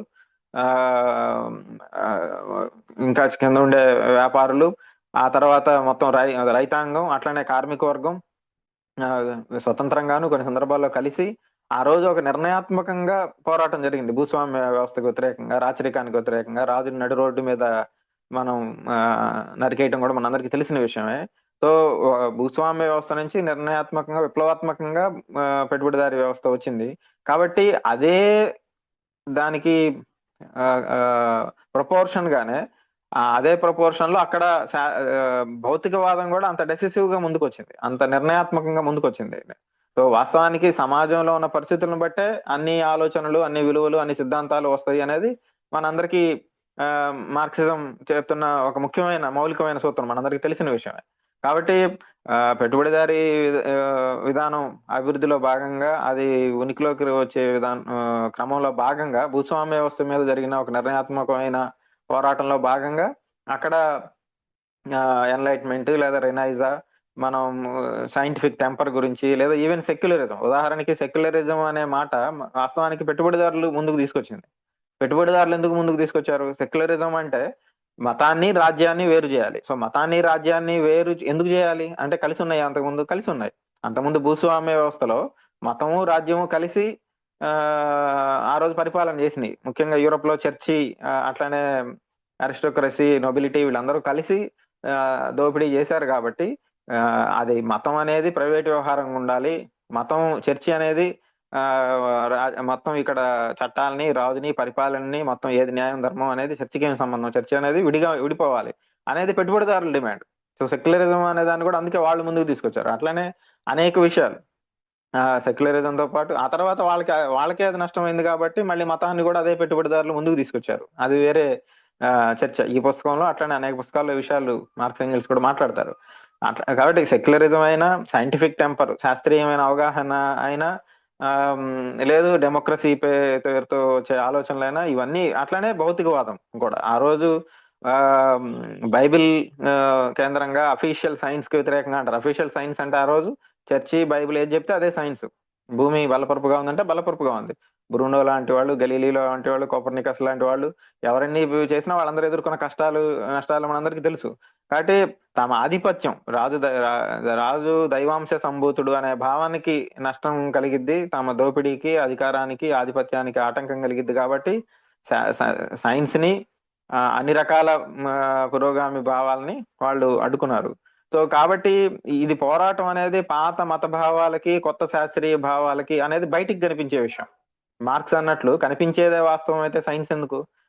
ఈ బయటికి కనిపించే విషయంని దీని వెనక ఉన్న అసలు సారాంశం ఏంటి? ఇది మత భావాలకి, శాస్త్రీయ భావాలకి మధ్య జరుగుతున్న పోరాటం కాదు. మత భావాలని ప్రచారం చేయడం ద్వారా ఆధిపత్యంలో ఉన్న ఫ్యూడల్ రాచరికానికి శాస్త్రీయ భావాల ఆధారంగా ఉనికిలోకి వస్తూ ముందడుగు వేస్తున్న పెట్టుబడిదారీ వర్గం యొక్క పోరాటానికి చిహ్నం అది. ఆ రెండు వర్గాల మధ్య వర్గ పోరాటం అనేది అనేక రూపాల్లో జరుగుద్ది. సో వర్గ పోరాటం అనేది ఉత్పత్తిలో, పెట్టుబడిదారీ ఉత్పత్తికి, పాత ఫ్యూడల్ ఉత్పత్తికి స్ట్రగుల్ నడుస్తూనే ఉంది అప్పటికే. ఫ్రాన్స్ లో, జర్మనీలో, అనేక చోట్ల, ముఖ్యంగా ఫ్రాన్స్ లో, ఇంగ్లాండ్ లో. ఆ పోరాటం అనేది మనం సామాజిక తలంలో భావాల రూపంలో సెక్యులరిజం పేరుతో, సైంటిఫిక్ టెంపర్ పేరుతో రీజన్, ప్యూర్ రీజన్ అనేది ముందుకు తీసుకొచ్చారు కదా వాళ్ళు, లాజిక్ ఉండాలి అని. కాబట్టి వాటన్నిటికీ వ్యతిరేకంగా వాస్తవానికి ప్రొటెస్టెంట్ మతం అని మనం మాట్లాడుతూ ఉంటాం. వాస్తవానికి ప్రొటెస్టెంట్ మతం ఏంటి? ప్రొటెస్టెంట్ మతం అనే దాంట్లోనే ప్రొటెస్ట్ చేయటం అనేది ఉంది. మనందరం ప్రొటెస్ట్ చేస్తామని మాట్లాడుకుంటాం కదా. ఏంటా ప్రొటెస్ట్ అంటే క్యాథలిక్ చర్చ్ అనేది ఆ రోజు భూస్వామ్య విధానానికి ఒక సంరక్షణని, నీడని ఇస్తూ, వాళ్ళ దోపిడీకి ఆమోద ముద్ర వేస్తూ, ప్రజలందరినీ ఒప్పిస్తూ ఆ రోజు క్యాథలిక్ చర్చ్ అనేది దోపిడీలో, పాలకవర్గంలో భాగమైంది. మార్క్స్ ఎంగిల్స్ ఒక దగ్గర అన్నట్లు ఆ రోజు అతిపెద్ద ఫ్యూడల్ ల్యాండ్ లార్డ్ ఒక టైంలో యూరోప్ లో ఎవరంటే క్యాథలిక్ చర్చి. కాబట్టి ఆ క్యాథలిక్ చర్చికి వ్యతిరేకంగా, దానికి నిరసనగా ఈ మతం పేరుతో ఇట్లా చేయటం కాదు, ప్రజలకి వాస్తవానికి క్రైస్తవ మతంలోని సారాంశాన్ని కూడా మీరు తీశారు అనే ఒక నిరసనగా ప్రొటెస్టెంట్ మతం వచ్చింది. ఆ ప్రొటెస్టెంట్ మతాన్ని ముందుకు తీసుకొచ్చిన వాళ్ళు కూడా అనేక మంది అప్పుడే ముందుకు వస్తున్న బూర్జువాలు, వాళ్ళకి మద్దతు ఇస్తున్న ఆలోచన పరులు, మేధావులు, వాళ్ళందరూ కూడా దాంట్లో పాల్గొన్నారు. సో ఈవెన్ ప్రొటెస్టెంట్ మతం రావటం వెనక కూడా వర్గ పోరాటమే ఉంది, ఇందాక మనం అనుకున్నట్టు సెక్యులరిజం, సైంటిఫిక్ టెంపర్ లాగా. కాబట్టి ఫ్రాన్స్ లో అట్లా ఒక నిర్ణయాత్మకంగా జరిగినది ఆ రోజున్న అక్కడున్న ఉత్పత్తి వ్యవస్థ ఆధారంగా. మనందరికీ తెలిసినట్టు ఫ్రాన్స్, ఇంగ్లాండ్ అనేది ఆ రోజు ప్రపంచంలో సూపర్ పవర్స్ గా ఉండేవి. సో అందుకని అక్కడ మొదట పెట్టుబడిదారీ విధానం అభివృద్ధి అయింది, ఇంగ్లాండ్ లో, ఫ్రాన్స్ లో. కాబట్టి అక్కడ చాలా డెసిసివ్ గా జరిగింది. కానీ జర్మనీకి వచ్చేటప్పటికి జర్మనీలో ఆ పెట్టుబడిదారీ విధానం అంతగా అభివృద్ధి చెందలేదు ఆ రెండింటితో పోల్చినప్పుడు. వాస్తవానికి భారతదేశంలో పెట్టుబడిదారీ విధానం అభివృద్ధి చెందిన విధానానికి ఆ రోజు జర్మనీలో జరిగిన దానికి చాలా దగ్గర పోలికలు ఉన్నాయి. అందుకనే జర్మనీ తరహా లో మనకి పెట్టుబడిదారీ వ్యవస్థ వచ్చింది అనేది అనేక సందర్భాల్లో మనం మాట్లాడుకుంటుంటాం. సో మార్క్స్ ఎంగెల్స్ కూడా చాలా రచనలు రాస్తారు జర్మనీలో ఇట్లాంటి భావాలు ఇట్లాంటి ఆలోచనలు ఎందుకు వచ్చినాయి. వాస్తవానికి జర్మనీలోనే రివిజనిజం రిఫార్మిజం రావడానికి కూడా అదే కారణం. సోషల్ డెమోక్రసీ మనం అనుకుంటాం కదా, బెర్నిస్టీన్ ఇట్లాంటి వాళ్ళందరూ చాలా రివిజనిజం కమ్యూనిస్ట్ ఉద్యమాన్ని దెబ్బకొట్టి రివిజనిజం వచ్చేసింది అని. సో జర్మనీలోనే రివిజనిజం మొదట పుట్టి పెరగడానికి, అంటే మిగతా చోట్ల లేదని కదా, అది చాలా ప్రధానమైన ట్రెండ్ గా రావడానికి కూడా ఆ రోజు అక్కడ ఉన్న ఉత్పత్తి విధానం, అక్కడ ఉండే పెటీ బూర్జువా వర్గం అనేది చాలా ప్రధానంగా ఉండటం, వాళ్ళ ఆలోచనలు దాంట్లో రిఫ్లెక్ట్ అవటం. కాబట్టి మెటీరియలిజం, మార్క్స్ ఎంగెల్స్ మనకు నేర్పించిన మెటీరియలిజం ఇది. రివిజనిజం రావడానికి కూడా వాళ్ళు కారణాలు వెతికారు. అట్లానే ఈ పుస్తకం మొత్తంలో మెటీరియలిజం అభివృద్ధి అవడానికి హెగెల్లో ఏ ఏ చారిత్రక కారణాల వలన హెగెల్లో ఆ పరిమితులు ఏర్పడినాయి, ఏ చారిత్రక కారణాల వలన ఫెయిర్బాక్లు ఏర్పడినాయి, ఈవెన్ మెకానికల్ మెటీరియలిజం కూడా ఆ తర్వాత మాట్లాడుకుందాం మనం. మెకానికల్ మెటీరియలిజం కూడా ఆ రోజు ఉన్న పరిస్థితుల్లో అది అనివార్యమైన అవసరం, అలా కాకుండా ఇంకోలాగా ఉండేది అవసరం లేదు. అట్లానే ప్రతిదాన్ని కూడా ఆ రోజు ఉండే పరిస్థితుల్లో చర్చించడం అనేది మార్క్సిజం మనకు నేర్పించిన పద్ధతి, శాస్త్రీయమైన పద్ధతి. ఏ ఆలోచనకైనా, ఏ విలువకైనా, ఏ పరిణామానికైనా ఒక భౌతిక పునాది ఉంటుంది. ఆ భౌతిక పునాది అనేది ప్రధానంగా ఉత్పత్తిలో ఉంటది అనేది. సో కాబట్టి ఫ్రాన్స్ లో భౌతికవాదం ఉన్న పరిస్థితి వేరు, కానీ జర్మనీలో అట్లాంటి భౌతిక పరిస్థితులు లేకుండానే భౌతికవాదం అనేది జర్మనీలో వచ్చింది, జర్మన్ ఫిలాసఫీలో.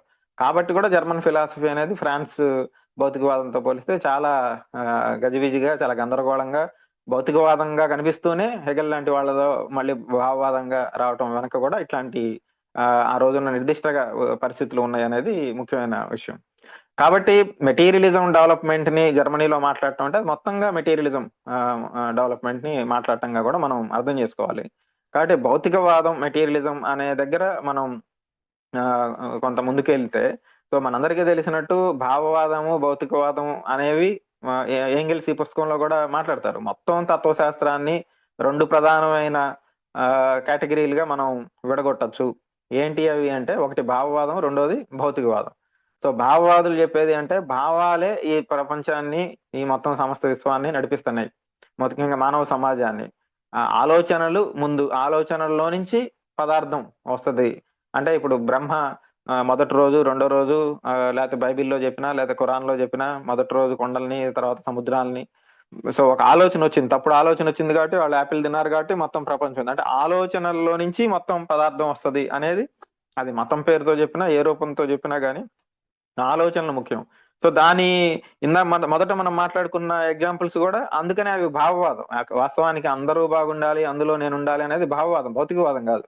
ఎందుకంటే అది అందరూ బాగుండాలని అందరూ అనుకుంటే సరిపోయిద్ది. మన నోరు మంచిదైతే ఊరు మంచిదైద్ది. ముందు మన ఇల్లు చక్క పెట్టుకుంటే మొత్తం అంతా చక్క పెట్టుకుంటుంది. ఇవన్నీ కూడా అంటే ఆలోచనలో మార్పు వస్తే సమాజం మారిపోయింది అనేది చెప్పటమే కదా. అట్లనే స్వార్థం ఉంది కాబట్టి సమాజం మారదు అంటాం, దానికి నాణానికి ఇంకొక వైపు. కాబట్టి ఈ ఆలోచన ఉంది కాబట్టి సమాజం మారదు. ఒక సమాజంలో ఈ మార్పు వచ్చింది కాబట్టి ఈ ఆలోచన వచ్చింది అని చెప్పడం భౌతికవాదం, మార్క్సిజం చెప్పేది.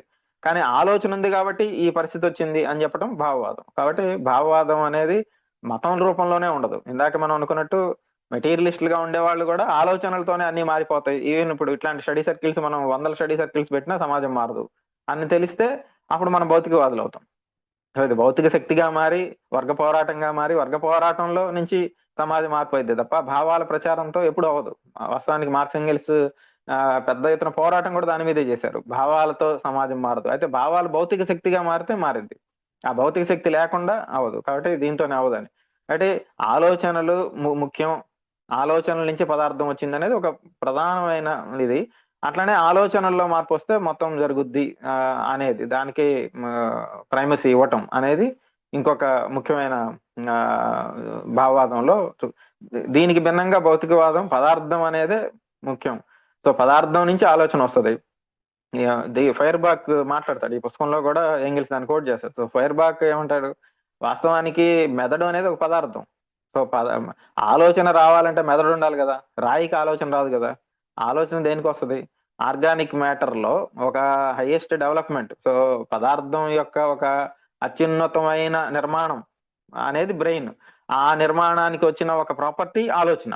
సో పదార్థం నుంచి ఆలోచన వస్తుంది, మెదడు లేకుండా ఎక్కడ ఆలోచన ఉండదు. కాబట్టి ఆ ఈవెన్ అది ప్రధానమైన మౌలికమైన వాదన.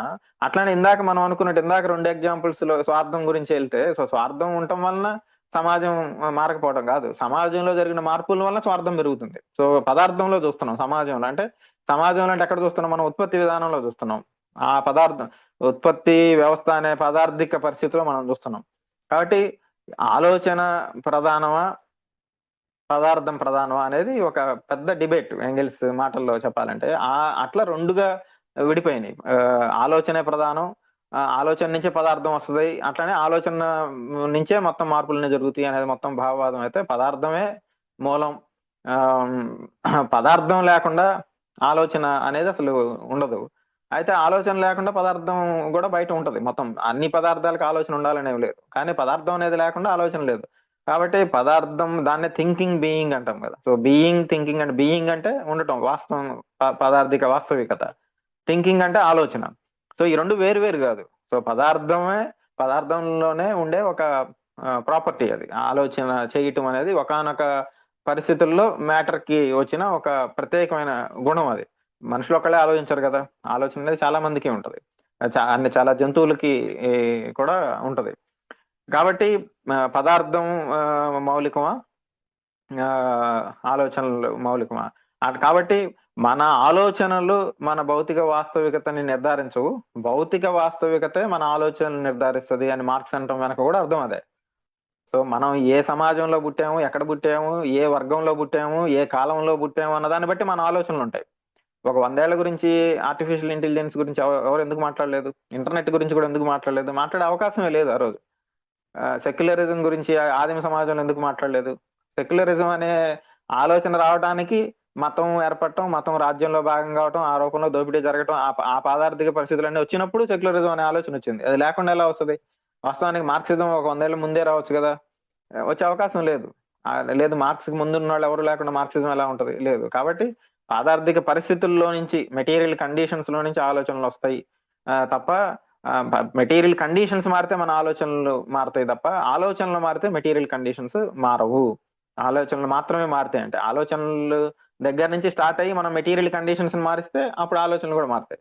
అట్లనే ఇప్పుడు నాస్తికవాదులందరూ కూడా మతం పోతే, దేవుడు పోతే, లేదా శాస్త్రీయ విజ్ఞానం అందరికి అందితే సమాజంలో మార్పు వస్తుంది అని అంటే, సో ఇప్పుడు అంబానీ అదానీ ఇద్దరు నాస్తికులు అని చెప్పారు అనుకోండి, ఏం మార్పు వస్తుంది?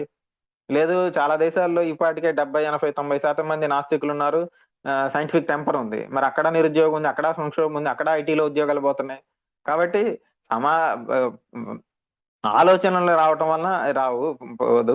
ఇది సమాజంలో ఉన్న భౌతిక పరిస్థితులను మనం చూడాలి, అందులో కూడా ఉత్పత్తిలో భాగంగా మనం చూడాలి అనేది ఇక్కడ ప్రధానమైన విషయం.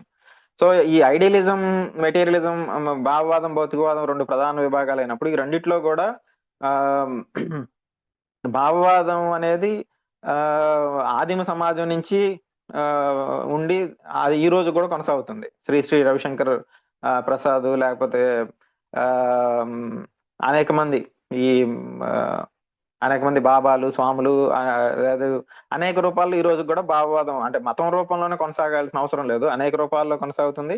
ఈవెన్ భౌతికవాదులు అనుకునే వాళ్ళలో కూడా భావవాదం, ఇందాక మనం అనుకున్నట్టు ఆ రకమైన ఆలోచనలు, భావవాదం రెండో కేటగిరీ ఏదైతే ఉందో, ఆలోచనల్లో మొత్తం మనం చూడటం, మార్పుని కానీ పరిణామాన్ని కానీ. సో అది ఈ రోజు దాకా కొనసాగుతుంది. మనం దానిలోకి మనం ఎక్కువ వెళ్ళలేం, మనకున్న పరిమితులు. చాలా కొత్త వాళ్ళు కూడా ఉన్నారు, చాలా పాపులర్ గా చెప్పాలి, బేసిక్ విషయాలను కూడా మాట్లాడాలి, పుస్తకంలో అన్ని విషయాలు మాట్లాడటం అనేది ఈ 2 రోజుల సెషన్ లో సాధ్యం కాదు. అయితే ఈ పుస్తకాన్ని చదవటానికి మనందరం ఇది ఇంత ముఖ్యమైన పుస్తకం, దీన్ని ఖచ్చితంగా చదివి తీరాలి అన్నది నెరవేరితే చాలు అన్న ప్రయత్నంలో భాగంగానే ఈ 2 రోజుల ఉపన్యాసంగా చూడాలి. కాబట్టి ఆ చర్చలోకి మనం వెళ్ళలేము. కానీ స్థూలంగా ఒక 2-3 నిమిషాలు మాట్లాడుకోవాలంటే, భావవాదం అభివృద్ధి జరిగిన చరిత్ర, మొట్టమొదట మనుషులందరూ భావవాదులే. ఎందుకు మనుషులందరూ భావవాదులు? మొదట ఎందుకంటే వాళ్ళకి భౌతిక ప్రపంచాన్ని అర్థం చేసుకొని, దాన్ని విశ్లేషించి, దాన్ని శాస్త్రీయంగా అవగాహన చేసుకోవడానికి కొన్ని వేల సంవత్సరాలు పట్టింది. ఆ సామాజిక ఉత్పత్తిలో, సామాజిక ఆచరణలో నుంచి శాస్త్రీయమైన అవగాహన, పదార్థానికి సంబంధించిన అవగాహనలు ముందుకు వచ్చినాయి. కాబట్టి మొదట అందరూ భావవాదులే. వర్షం ఎందుకు పడిద్దో తెలియదు, రాత్రి ఎందుకు అయిద్దో తెలియదు, పగలు ఎందుకు అయిద్దో తెలియదు, ఎందుకు చచ్చిపోతారో తెలియదు, చచ్చిపోయిన తర్వాత ఏమవుతారో తెలియదు, ఉరుములు ఎందుకు వస్తాయో తెలియదు, ఏమీ తెలియదు. ఏమీ తెలియనప్పుడు మనకి ఏదైనా అనుకుంటాం. సో శాస్త్రీయమైన అవగాహన లేనప్పుడు అశాస్త్రీయమైన అవగాహనలు ఎన్ని వందల వేలు ఎన్నైనా ఉండొచ్చు. కాబట్టి మ- సమాజం ఏ స్థాయిలో, సమాజంలో కూడా ఉత్పత్తి, సామాజిక ఉత్పత్తి ఏ స్థాయిలో అభివృద్ధి అయిందో భౌతికవాదం కూడా అదే స్థాయిలో అభివృద్ధి అయింది అనే దాన్ని కూడా మనం ఎప్పుడు మర్చిపోకూడదు. సో భావవాదం భౌతికవాదం అనే చర్చలో కూడా ఆ స్ట్రగుల్ అనేది ఇప్పుడు మొదట స్టార్ట్ అయినది చర్చ, పోరాటం భావవాదానికి భౌతికవాదానికి ఇప్పటికి కూడా కొనసాగుతుంది. కానీ సమాజంలో ఉత్పత్తి ఏ స్థాయిలో ముందుకెళ్ళిందో, సమాజం తదుపరి దశల్లోకి ఏ స్థాయిలోకి వెళ్ళిందో ఆ మేరకు భౌతికవాదం అంతకంతకంతకి విస్తృతం అవుతూనే ఉంది. ఈ రోజు కూడా 10 ఏళ్లతో పోలిస్తే ప్రపంచం మొత్తం భౌతికవాదం ముందుకే వెళ్ళింది. ఈ రోజు ఎంత ఆర్ఎస్ఎస్ కనిపిస్తున్నా, అనేక చోట్ల రైట్ వింగ్ కనిపిస్తున్నా గానీ మౌలిక విషయాల్లో, మౌలికంగా మన ఆచరణలో, జీవితంలో అన్నిట్లో కూడా భౌతికవాదం పాత్ర పెరిగింది. కాబట్టి భావవాదం యొక్క భావవాద చరిత్రని మనం చూడాలన్నప్పుడు ఆదిమ సమాజంలో ఆ అందరూ ఉండే భావవాదము. సో ప్రకృతితో వాళ్ళు వ్యవసాయం అనేది ఒక పెద్ద మలుపు. మంటని నిప్పుని కనుక్కోవటం, తర్వాత ఆ, ఆ, చాలా సాధనాలను కనుక్కోవటం, అందులో భాగంగా వ్యవసాయాన్ని కనుక్కోవటం, చక్రాన్ని కనుక్కోవటం. సో ప్రకృతితో సంపర్కంలో తమ ఉనికి కోసం ఆ తర్వాత రీప్రొడక్షన్, మొత్తం సమాజాన్ని, ఆ, కుటుంబాన్ని, సమాజాన్ని మళ్ళీ పునరుత్పత్తి చేసే క్రమంలో ప్రకృతితో జరిగిన సంపర్కంలో నుంచి మనిషి చాలా విషయాలు తెలుసుకున్నాడు. పాదార్థిక వాస్తవాన్ని గురించి. సో సామాజిక ఆచరణలో నుంచి, సామాజిక ఉత్పత్తిలో నుంచే భౌతికవాదం వచ్చింది అనేది కూడా మనం అర్థం చేసుకున్నప్పుడు ఆ క్రమంలో భౌతికవాదం అనేది పెరుగుతూ వచ్చింది. అయితే భౌతికవాదం పెరుగుతూ వచ్చిన క్రమంలోనే వ్యక్తిగత ఆస్తి ఎప్పుడైతే ఏర్పడిందో, వర్గ సమాజం ఎప్పుడైతే ఏర్పడిందో, భావవాదం అనేది ఒక కొత్త రూపు తీసుకుంది. సో అప్పటి వరకు తప్పొప్పుల, లేకపోతే మన అవగాహనకి, మన విశ్లేషణకి, మన ఆలోచనలకి ఉన్న పరిమితిగానే భావవాదం భౌతికవాదం ఉండేది. కానీ ఎప్పుడైతే ఒక వర్గ సమాజం ఏర్పడిందో ఆ వర్గ సమాజంలో భావవాదం అనేది వర్గ సమాజంలో పాలక వర్గాల దోపిడీకి ఒక సాధనంగా కూడా క్రమంగా మారుతూ వచ్చింది. సో అది ఆచారం పేరుతో, లేకపోతే దైవం పేరుతో, మతం పేరుతో, మత గ్రంథాల పేరుతో భావవాదం అనేది పాలక వర్గాల చేతిలో ఒక ఆయుధంగా మారుతూ వచ్చింది. సో శివుడాజ్ఞ లేనిదే చీమైనా కొట్టదు, ఆ, అంతా నీ జాతకం మొత్తం, ఆ లలాట లిఖితం మొత్తం అంత రాసి ఉంది అని అన్న తర్వాత, నువ్వు పూర్వజన్మలో పాపం చేసావు కాబట్టి ఇప్పుడు ఇట్లా పుట్టావు, నువ్వు ఈ జన్మలో బాగా చేస్తే నెక్స్ట్ నువ్వు స్వర్గానికి వెళ్తావు. కాబట్టి ఈ రోజు ఉన్న అంబానీ, అదాని వీళ్ళందరూ సౌఖ్యాలతో ఉన్నారంటే వాళ్ళు పాత జన్మలో మంచి పనులు చేశారు. ఈ రోజు కరోనాలో కార్మికులు 100 కిలోమీటర్లు నడవాల్సి వచ్చింది. ఆ 2 పూట్ల తినడానికి కూడా లేని పరిస్థితుల్లో ఈ రోజు కోట్లాది మంది ఉన్నారంటే పూర్వజన్మలో పాపం చేశారు. ఈ రోజు ఆ భావం లేదు. కానీ మనం 50 ఏళ్ళు 100 ఏళ్ళు వెనక్కి వెళ్ళి చూస్తే సమాజం మొత్తంలో దాన్ని ప్రతి ఊర్లో గుడి కట్టడానికి, ప్రతి సాయంత్రం హరికథలు, బుర్రకథలు, లేకపోతే పురాణాల కాలక్షేపాలకి కూడా అదే కదా మూలం. కాబట్టి భావవాదం అనేది ఈ రూపంలో దోపిడీని కప్పి ఉంచి, యూరోప్ లో జరిగింది కూడా అందుకనే ఇందాక మనం అనుకున్నట్టు ప్రొటెస్టెంట్ మతం. సో ఆ భావవాదం అనేది దోపిడీ వర్గ సాధనంగా మారింది వర్గ సమాజం ఏర్పడిన తర్వాత. ఆ తర్వాత అది వ్యవస్థీకృతంగా మారింది, మతం అనేది ముఖ్యంగా. మతాలు, ఈ మతాల చరిత్రను చూసినా గానీ చాలా ఆశ్చర్యకరం, చాలా శాస్త్రీయంగా మనం చాలా ఆశ్చర్యకరమైన విషయాలు ముందుకు వస్తాయి. ఒక ఉదాహరణ చెప్పాలంటే, ఆ, రోమన్ సామ్రాజ్యంలో అయితే జీసస్ ని సిలువ వేశారో, అదే రోమన్ సామ్రాజ్యం ఆ తర్వాత క్రైస్తవ మతాన్ని అధికార మతంగా ఎలా స్వీకరించింది? జీసస్ క్రైస్ట్ ని సిలువేసింది రోమన్ సామ్రాజ్యంలో. మరి అదే రోమన్ సామ్రాజ్యం ఎలా అయింది? సో రోమన్ సామ్రాజ్యంలో అప్పటికి పేగన్ గాడ్స్ అని లోకల్, చాలా మన ఇక్కడ దేవీ దేవతలు అంటారు కదా, మన అంకాళమ్మ, పోలేరమ్మ, ఇట్లానే నార్త్ లో దేవీ దేవత అంటారు. ఒక్కొక్క కొండకు ఒక్కొక్క దేవత ఉంటారు, ఒక్కొక్క గ్రామానికి ఉన్నట్టు. సో అట్లా కూడా అక్కడ యూరోప్ లో, ముఖ్యంగా రోమన్ సామ్రాజ్యంలో ఆ దేవతల్ని, ఆ గుళ్ళని ధ్వంసం చేసి మొత్తం వాళ్ళంతని ధ్వంసం చేసి ఈ రోమన్ పాలకులే క్రిస్టియానిటీలోకి బలవంతంగా కూడా మార్పిచ్చారు. ఏ క్రిస్టియన్ అయితే ఆ ఉరిశిక్ష వేశారు. ఇది అర్థం కావాలంటే ఆ రోజు సమాజంలో మెటీరియల్, భౌతికవాదం ఆధారంగా అక్కడ జరుగుతున్న ఉత్పత్తిలో జరిగిన మార్పుల్ని అర్థం చేసుకుంటేనే మనకు అర్థమయ్యే విషయం అది. మార్క్స్ ఎంగెల్స్ కూడా చర్చించారు ఆ మార్పుల్ని, వాటన్నిటి గురించి. సో మతం అనేది అనేక రూపాల్లో వ్యవస్థీకృతంగా మారుతూ వచ్చింది. యాక్చువల్గా చిన్న మతాలన్నీ పోయి ప్రపంచంలో పెద్ద మతాలు అనేది ఈ మధ్య కాలం విషయమే. మానవ జాతి చరిత్రలో వర్గ సమాజంలో చాలా రీసెంట్ ఫినామినా. అసలు ఇంకా ఇస్లాం, క్రిస్టియానిటీ అయితే ఈ మధ్య వచ్చిన మతాలే కదా. సిక్కిజం ఇవన్నీ అంతకుముందు. సో దానికి కూడా సమాజంలో ఉత్పత్తి వ్యవస్థలో జరుగుతున్న మార్పుల వల్లనే చిన్న మతాలు కాస్త ఇంకొంచెం పెద్ద మతాలు, ఇంకొంచెం పెద్ద మతాలు కాస్త ప్రపంచ మతాలుగా మారటం వెనుక కూడా ఉత్పత్తి వ్యవస్థలో జరిగిన మార్పులే కారణం, ఇంకో కారణాలు ఏమీ లేవు అక్కడ అనేది మనం భౌతికవాద కోణంలో మన సమాజాన్ని అర్థం చేసుకున్నప్పుడు చూసినప్పుడు మాత్రమే మనందరికీ అర్థమయ్యే విషయం. కాబట్టి ఆ తర్వాత మతం పేరుతో వ్యవస్థీకృతమైంది. ఆ తర్వాత మరింత ముందుకెళ్ళి ఈ రోజు అంతా భౌతికవాదంగానే కనపడుతూ భావవాదాన్ని అనేక రూపాల్లో దేవుడు లేడు కానీ ఏదో శక్తి ఉంది, ఆ ఏదో శక్తి కాదు కానీ సమ్ సూపర్ పవర్ ఉంది, లేకపోతే మనం తెలుసుకోని విషయాలు ఇంకా సైన్స్ కి తెలియని విషయాలు చాలా ఉన్నాయి. ఇట్లాంటి అనేక రూపాల్లో ఈ రోజు కూడా భావవాదం ఉంది. అది క్లుప్తంగా మనం భావవాద చరిత్ర. సో భౌతికవాద చరిత్ర మనం చూసినప్పుడు, సో మనం ఇందాకే మాట్లాడుకున్నట్టు భౌతికవాదం అనేది ప్రకృతితో సంపర్కంలో నుంచి పెరుగుతూ వచ్చింది. ప్రకృతిని అర్థం చేసుకోవటంలో, ప్రకృతిలో ఉండే వాటిని తమ అవసరాలకు అనుగుణంగా మార్చుకోవటంలో నుంచి సైన్స్ ముందుకు వచ్చింది, మెటీరియలిజం. సో మిగతా జంతువులన్నీ మొదట ఆది మానవుడిలాగా దొరికిని ఏరుకొని తినటం, లేకపోతే వేటాడి తినటం. జంతు ప్రపంచం అంతా అంతే కదా. అయితే హంటరు లేదా గ్యాదరర్. సో వేటాడటం లేకపోతే దొరికిన ఏరుకొని తినటం. ఈ రోజు కూడా జంతు ప్రపంచం అక్కడే ఆగిపోయింది. కానీ మానవుడు తన ఉత్పత్తిని తానే చేసుకోవటం, రీప్రొడక్షన్, వ్యవసాయాన్ని కనుక్కోవటం కానీ, లేకపోతే జంతువుల్ని డొమెస్టికేట్ చేయటం కానీ, సో మొత్తంగా ఉత్పత్తిని తన చేతుల్లోకి తీసుకునే దాకా మనిషి రావటం వెనక ఆ రోజుల్లో చక్రాన్ని కనుక్కోవటం, లేకపోతే వ్యవసాయాన్ని కనుక్కోవటం, వ్యవసాయంలో ఇనుమును వాడటం అనేది ఈ రోజు ఏఐతో పోలిస్తే కొన్ని వందల వేల రెట్లు గొప్ప రెవల్యూషన్స్ అవన్నీ. ఆ రోజుకి అదే సమాజ గతినే మార్చింది. ఉదాహరణకి చక్రం, లేకపోతే స్టీమ్ ఇంజిన్ రావటం, ఇవన్నీ చూసినప్పుడు సో దాంట్లో నుంచే సైన్స్ భౌతికవాదం పెరిగింది. అయితే భౌతికవాదం పెరుగుదలకి సమాజంలో పాలక వర్గాల దగ్గర వ్యవస్థీకృత ఆయుధంగా ఉన్న భావవాదం అనేది ఈ భౌతికవాదం ఫ్రీగా స్వేచ్ఛగా అభివృద్ధి చెందడానికి ఆటంకంగా మారింది. సో కాబట్టి ఆ భౌతికవాదం అభివృద్ధి అయ్యే క్రమంలో కూడా చాలా విషయాల్లో భౌతికవాదులుగా ఉండి అనేక విషయాల్లో భావవాదులుగా ఉండటానికి కారణం కూడా అక్కడే ఉంది. సో అది వాళ్ళ సొంత వర్గ ప్రయోజనాలు కావచ్చు, సమాజంలో ఉండే ఆలోచనలు, ఆ రకమైన మొత్తం రాజ్యము, ఎడ్యుకేషన్, కల్చర్, ఫ్యామిలీ, ఇవన్నీ ఇచ్చే ఎడ్యుకేషన్, ఈ రకమైన వైరుధ్యం సమాజంలో వర్గ సమాజం ఉన్నంత కాలం ఈ వైరుధ్యం ఉంటది.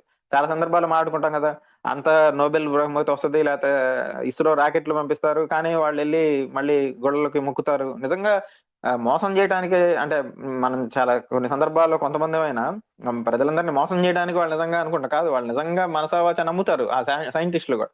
ఎందుకు ఆ వైరుధ్యం ఉంది అంటే వర్గ సమాజం ఉన్నంతకాలం ఆ వైరుధ్యం ఉంటది. సో వర్గ సమాజంలో ఉత్పత్తి ముందుకెళ్లాలంటే, సమాజం ముందుకెళ్లాలంటే భౌతికవాదం ముందుకెళ్ళాలి. కానీ పాలకవర్గంగా ఉండాలన్నా, అధికారంలో ఉండాలన్నా భావవాదం అనేది అనేక రూపాల్లో వాళ్ళు పెంచి పోషించాలి, అది మొత్తం సమాజానికి అందించాలి. అంటే ఆ వైరుధ్యం ఉన్నంత కాలం ఎక్కువ మంది అనేక రూపాల్లో ఉంటది. అయితే వాస్తవంలో రోజువారీ ఆచరణలో భౌతికవాదం అనేది అంతకంతకి పెరిగి తీరుతుంది. అది కూడా మన ఇష్టాయిష్టాలను బట్టి కాదు, ఆ ఆచరణలో నుంచి. ప్రపంచం మొత్తం ఈరోజు చర్చిలన్నీ మూతపడతా ఖాళీగా ఉండి, క్రిస్టియానిటీ అసలు దానికి ఎగ్జిస్టెన్షియల్ క్రైసిస్ లో ఉంది ఈరోజు. క్రిస్టియానిటీ ఎందుకుంది అంటే సమాజ మార్పులో చూడాలి. ఉత్పత్తి సాధనాలు మొత్తం ప్రపంచవ్యాప్తం అవటం, ఆ ప్రపంచవ్యాప్తంగా ఇంటరాక్షన్, నాలెడ్జ్ ఇంటరాక్షన్, వీటిల్లోనే మనం చూడాలి. కాబట్టి భౌతికవాదం పెరుగుదలలో కూడా, చరిత్రలో కూడా అనేక దశలు ముందుకు వచ్చినా గానీ ఇట్లాంటి కారణాల వలన అది కూడా డెసివ్ గా ముందుకు రాలేకపోయింది. ఇక ఫ్యాక్చువల్ గా వాస్తవంగా ఎట్లా భౌతికవాదం ముందుకు వచ్చింది, హెగెల్ దాకా వచ్చింది అనేది మనం మాట్లాడుకుంటే, సో మొదట 5వ శతాబ్దం నాటికే భౌతికవాద ఆలోచనలు అనేది ప్రపంచంలో ఉన్నాయి. ఉదాహరణకి థేల్స్ ఏం చెప్పాడు ఆ రోజున్న థేల్స్ అనే తత్వవేత్త, ఈ సమాజం మొత్తం, ఈ సోక్రటీస్, అరిస్టాటిల్, ప్లేటో, వీళ్ళందరికంటే ముందు వాళ్ళు, థేల్స్, డెమోక్రటిస్, వీళ్ళందరూ. సో థేల్స్ ఏమని చెప్పాడు, ప్రపంచం మొత్తం కూడా నీటితోనే నిర్మితమై ఉంది, నీరే ప్రపంచం మొత్తానికి ఆధారం. ఆ రోజుకి ఆయనకు వచ్చిన భౌతికవాద అవగాహన అది.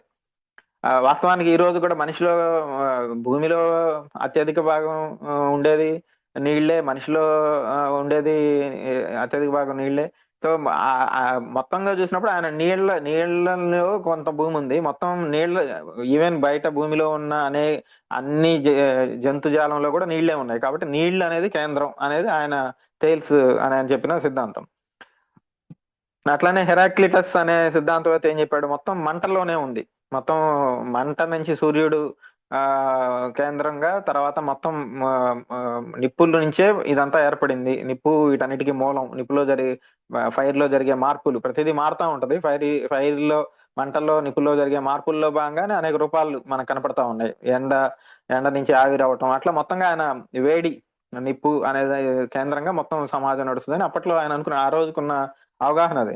అట్లాంటి డెమోక్రటిస్ అనే అతను ఆటం అంటే మోడర్న్ అర్థంలో కాదు కానీ ఆ రోజు మొత్తం ప్రపంచం మొత్తం కూడా ఆటమ్స్ ద్వారా ఏర్పడి ఉంది అనేది సిద్ధాంతం అప్పట్లోనే ఆయన చెప్పాడు.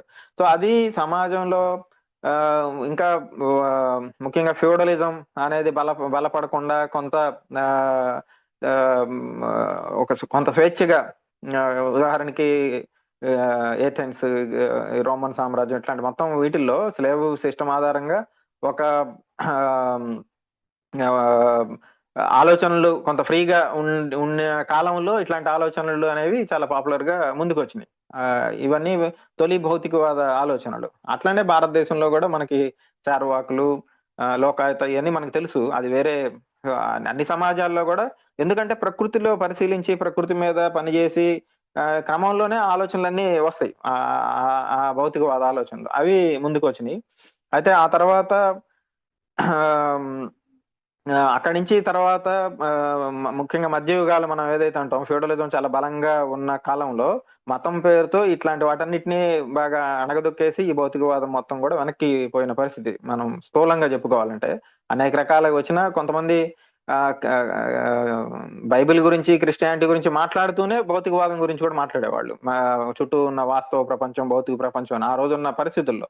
సో ఫ్యూడలిజం సంఘటితం అయ్యి బలోపేతం అయ్యి దాదాపు 15వ శతాబ్దం వచ్చేదాకా కూడా పూర్తిగా ఈ రకమైన భౌతికవాద, దాదాపు 10 శతాబ్దాల పాటు భౌతికవాదం పట్ల పూర్తి స్థాయిలో అణచివేత, వాటిని ఎక్కడ ముందుకు రాకుండా మనందరికి చరిత్రలో తెలుసు ఎలా జరిగిందనేది. సో ఆ రకంగా అది అందుకనే యాక్చువల్ గా దాన్ని అంతా చీకటి యుగం అని బూర్జువా శాస్త్రవేత్తలు అంటారు.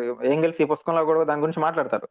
మధ్యయుగాల మొత్తాన్ని చీకటి యుగం, శాస్త్ర అవగాహనని మొత్తం అన్నిటినీ అణిచివేశారు అది అని మాట్లాడతారు. కానీ వాస్తవానికి ఆ చీకటి యుగం లేకపోతే ఈ రోజు పెట్టుబడిదారి విధానం లేదు. ఆ రకంగా ఫ్యూడలిజం అనేది ఆర్గనైజ్ అవ్వకపోతే సమాజ పరిణామ క్రమంలో ముందడుగు పడేది కాదు. సో మార్క్సిజం ఏం చెప్తున్నది, వాస్తవానికి ఒకప్పుడు వర్గరహిత సమాజం నుంచి వర్గ సమాజం ఏర్పడటం కూడా అనివార్యమైన అవసరం అని చెప్తుంది మార్క్సిజం. సో వర్గ సమాజం ఏర్పడకపోతే మనం ఇక్కడ ఉండేవాళ్ళం కాదు, సమాజం మొత్తం మానవ జాతి ఎప్పుడో అంతరించిపోయేది. సో వర్గ సమాజం అనేది ఒక అనివార్యమైన అవసరం. అందుకనే బానిస సమాజంతో పోలిస్తే భూస్వామ్య సమాజం, భూస్వామ్య సమాజంతో పోలిస్తే పెట్టుబడిదారి సమాజం అనేవి ఒక అభివృద్ధి. ప్రతి సమాజం కూడా పాత సమాజం కంటే అభివృద్ధి. ఆ రకంగా చూసినప్పుడు బానిస సమాజం కంటే భూస్వామ్య సమాజం ఏదైతే మధ్య యుగాలు చీకటి యుగాలుగా మాట్లాడుతున్నారో అదంతా కూడా పాత సమాజాలతో పోలిస్తే చాలా అభివృద్ధి సాధించిన. సో వీళ్ళకి అనిపిస్తుంది పెట్టుబడిదారులకి ఆ చర్చి, బైబిల్, ఆ రాజులు వీళ్ళందరూ నడిచివేశారు కాబట్టి వీళ్ళకి చీకటి యుగం, మధ్య యుగాలు. అది చరిత్రకారులు అదే రాస్తారు కాబట్టి మనకు కూడా అదే మనం తెలుసుకుంటున్నాం. కానీ మార్క్స్, ఎంగెల్స్ ఏం మాట్లాడుతున్నారు, ఆ చీకటి యుగాలు కాదు, సమాజ పరిణామ క్రమంలో అదొక ముఖ్యమైన దశ, అనివార్యమైన అవసరమైన దశ అనేది మాట్లాడినప్పుడు, అందుకని ఆ నేపథ్యంలోనే భౌతికవాద ఆలోచనల మీద ఆ రోజు పడింది. ఆ తర్వాత ఎప్పుడైతే పెట్టుబడిదారీ విధానం మొదట మర్కెంటైల్ క్యాపిటలిజం, సో అంటే భౌతికవాద చరిత్ర కూడా వర్గ పోరాటం, సామాజిక ఉత్పత్తి ఎలా మారుతుందన్న దాన్ని బట్టే మారుతూ వచ్చింది. సో మా ఎంగిల్స్ ఈ పుస్తకంలో మొత్తం చెప్పడానికి ప్రయత్నం చేసింది కూడా అదే. దాన్నే చివరి 2 చాప్టర్స్ ఆయన మాట్లాడతారు. సో ఆ రోజు పెట్టుబడిదారీ విధానం అంటే మొదట వ్యాపార మర్కంటైల్ క్యాపిటలిజం అంటాం కదా, ఇండస్ట్రియల్ క్యాపిటలిజం రాకముందు, పారిశ్రామిక పెట్టుబడిదారీ విధానం రాకముందు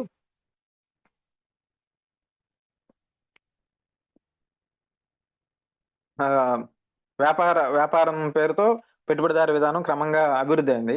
సో ప్రపంచవ్యాప్తంగా అనేక కల్చర్స్ తో, అనేక ఉత్పత్తి విధానాలతో, అనేక టెక్నిక్స్ తో ఎప్పుడైతే సంపర్కం, వరల్డ్ మార్కెట్ ఏర్పడిందో ఆ క్రమంలోనే భౌతికవాదం సంబంధించిన సిద్ధాంతాలు కూడా ముందుకెళ్ళినాయి. ఆ ముందుకెళ్లే క్రమంలో ఫ్యూడలిజం అంతరించి క్యాపిటలిజం ఇంకా అప్పుడప్పుడు అభివృద్ధి చెందుతున్న దశలో మళ్ళీ మెటీరియలిజం అనేది మళ్ళీ చాలా పవర్ఫుల్ గా ముందుకు రాగలిగింది. ఎందుకు రాగలిగిందంటే అంతకు ముందులాగా ఫ్యూడల్ రాజుల యొక్క అణిచివేత, ఆటంకాలు, నిర్బంధం అనేది తగ్గింది. రెండోది భౌతికవాదం ఇంకా పెరిగింది. ఈ రెండు అంటే ఉత్పత్తిలో జరిగే మార్పులు, భావవాదం భౌతికవాదంలో జరిగే మార్పులు ఎప్పుడు ఒకే రైలు పట్టాల్లాగే నడిచినాయి మొత్తం సమాజ చరిత్ర మొత్తం కూడా. సో అంతకుముందులాగా రాజులు, భూస్వాములు, జమీందారులు, లేకపోతే జమీందారులు అంటే తర్వాత ఇక్కడ బ్రిటిష్ వాళ్ళు వచ్చినది. ఆ, ఇక్కడ మనం భూస్వాములు మీద ఆధారపడి వాళ్ళిచ్చే పన్నుల మీద ఆధారపడి రాజులు లేరు. సో ప్రపంచవ్యాప్తంగా వాణిజ్యం చేస్తున్న ఈ వ్యాపారులు, వ్యాపార పెట్టుబడిదారులు ఎవరైతే ఉన్నారో వాళ్ళు క్రమక్రమంగా ఉత్పత్తి విధానంలో, రాజ్యంలో కూడా వాళ్ళ బలం పెరిగింది. కాబట్టి వాళ్ళ బలం ఎప్పుడైతే పెరిగిందో కాబట్టి వాళ్ళ ఆలోచనలు కూడా ముందుకి రావడానికి అవకాశం వచ్చింది. అయితే ఆ తర్వాత కూడా వాటి మీద అప్రెషన్, వాటి మీద అణిచివేత అదంతా కొనసాగింది. అందుకనే వాస్తవానికి పునరుజ్జీవం పేరుతో, రెనైజా పేరుతో యూరోప్ లో జరిగిందంతా కూడా అది ఆలోచనల్లో జరిగిన పునరుజ్జీవం కాదు. వర్గ పోరాటంలో భాగంగా ఇందాక మనం అనుకున్నట్టు పెట్టుబడిదారులకి, భూస్వాములకి మధ్య జరిగిన పోరాటంలో భాగంగా ముందుకు వచ్చింది. సో ఆ క్రమంలో మళ్ళీ మెటీరియలిజం అనేది ముందుకు వచ్చింది. అయితే ఆ మెటీరియలిజం లో ఉన్న ప్రధానమైన లోపం ఏంటి అంటే అది మెకానికల్ మెటీరియలిజం, యాంత్రిక. అంటే అందులో కూడా మెటాఫిజికల్ అంటే అధిభౌతిక, ఈ చర్చ అంతా ఉంది. మనం ఆ వివరాల్లోకి వెళ్ళలేము. కానీ స్థూలంగా చెప్పాలంటే వాళ్ళు మెటీరియలిజం ముందుకెళ్ళింది కానీ అది మెటాఫిజికల్ గా, మెకానికల్ గా ఉంది. అంటే యాంత్రికంగా ఉంది స్థూలంగా చెప్పాలంటే. ఎందుకు యాంత్రికంగా ఉంది? ఏంగెల్స్ ఈ పుస్తకంలో అదే మాట్లాడతారు. యాంత్రికంగా ఎందుకుంది అంటే ఆ రోజు ఉన్న పరిస్థితుల్లో యాంత్రికంగా తప్ప ఇంకోలాగా ఉండే అవకాశం లేదు. ఎందుకని? ఉదాహరణకి డార్విన్ డార్విన్ మొత్తం మొక్కల గురించి పరిశీలించే, మొత్తం జంతుజాలం గురించి, వాటన్నిటి గురించి పరిశీలించే క్రమంలో మొత్తం ఎవల్యూషన్ థియరీ, ఆయన కూడా ఒక షిప్ లో ఎక్కి మొత్తం మొత్తం మొత్తం అన్నిటిని, జంతుజాలాన్ని మొత్తం అన్ని పరిశీలించి అనేక సంవత్సరాల పాటు కృషి చేసి ఆయన ఆయన కృషి మొత్తం కూడా బయాలజీ మీదే, జీవం ఎలా అభివృద్ధి అయిందా అని మరి ఎట్లే ఉంది. ఇంకొక ఆయన ఆస్ట్రానమీలో మొత్తం ఆకాశంలో ఏం జరుగుతుంది అనేది మొత్తం అనేది పరిశీలించాడు. ఇంకొక ఆయన సహజమైన భౌతిక సూత్రాలు, న్యూటన్ గ్రావిటీ కానీ ఇట్లాంటి చాలా వాళ్ళు అంటే విడివిడిగా కొన్ని అంశాల గురించే, ఇంకొక అతను నీళ్ల గురించే పరిశీలించాడు, ఇంకొక అతను నీళ్లు ఆవిరిగా మారటం గురించే పరిశీలించాడు. సో నీరు ఆవిరి, ఇవన్నీ కూడా చాలా ఆ రోజున్న సమాజంలో, ఆ రోజున్న ఉత్పత్తి వ్యవస్థలో అనివార్యంగా అలానే జరిగే అవకాశం ఉంది. సో అది గనక జరగకపోతే ఆ తర్వాత జరిగిన పెట్టుబడిదారీ అభివృద్ధి కూడా జరిగేది కాదు. వాస్తవానికి మెకానికల్ మెటీరియలిజం లేకపోతే డైలెక్టికల్ మెటీరియలిజం కూడా వచ్చేది కాదు. అంత స్పష్టం విషయం.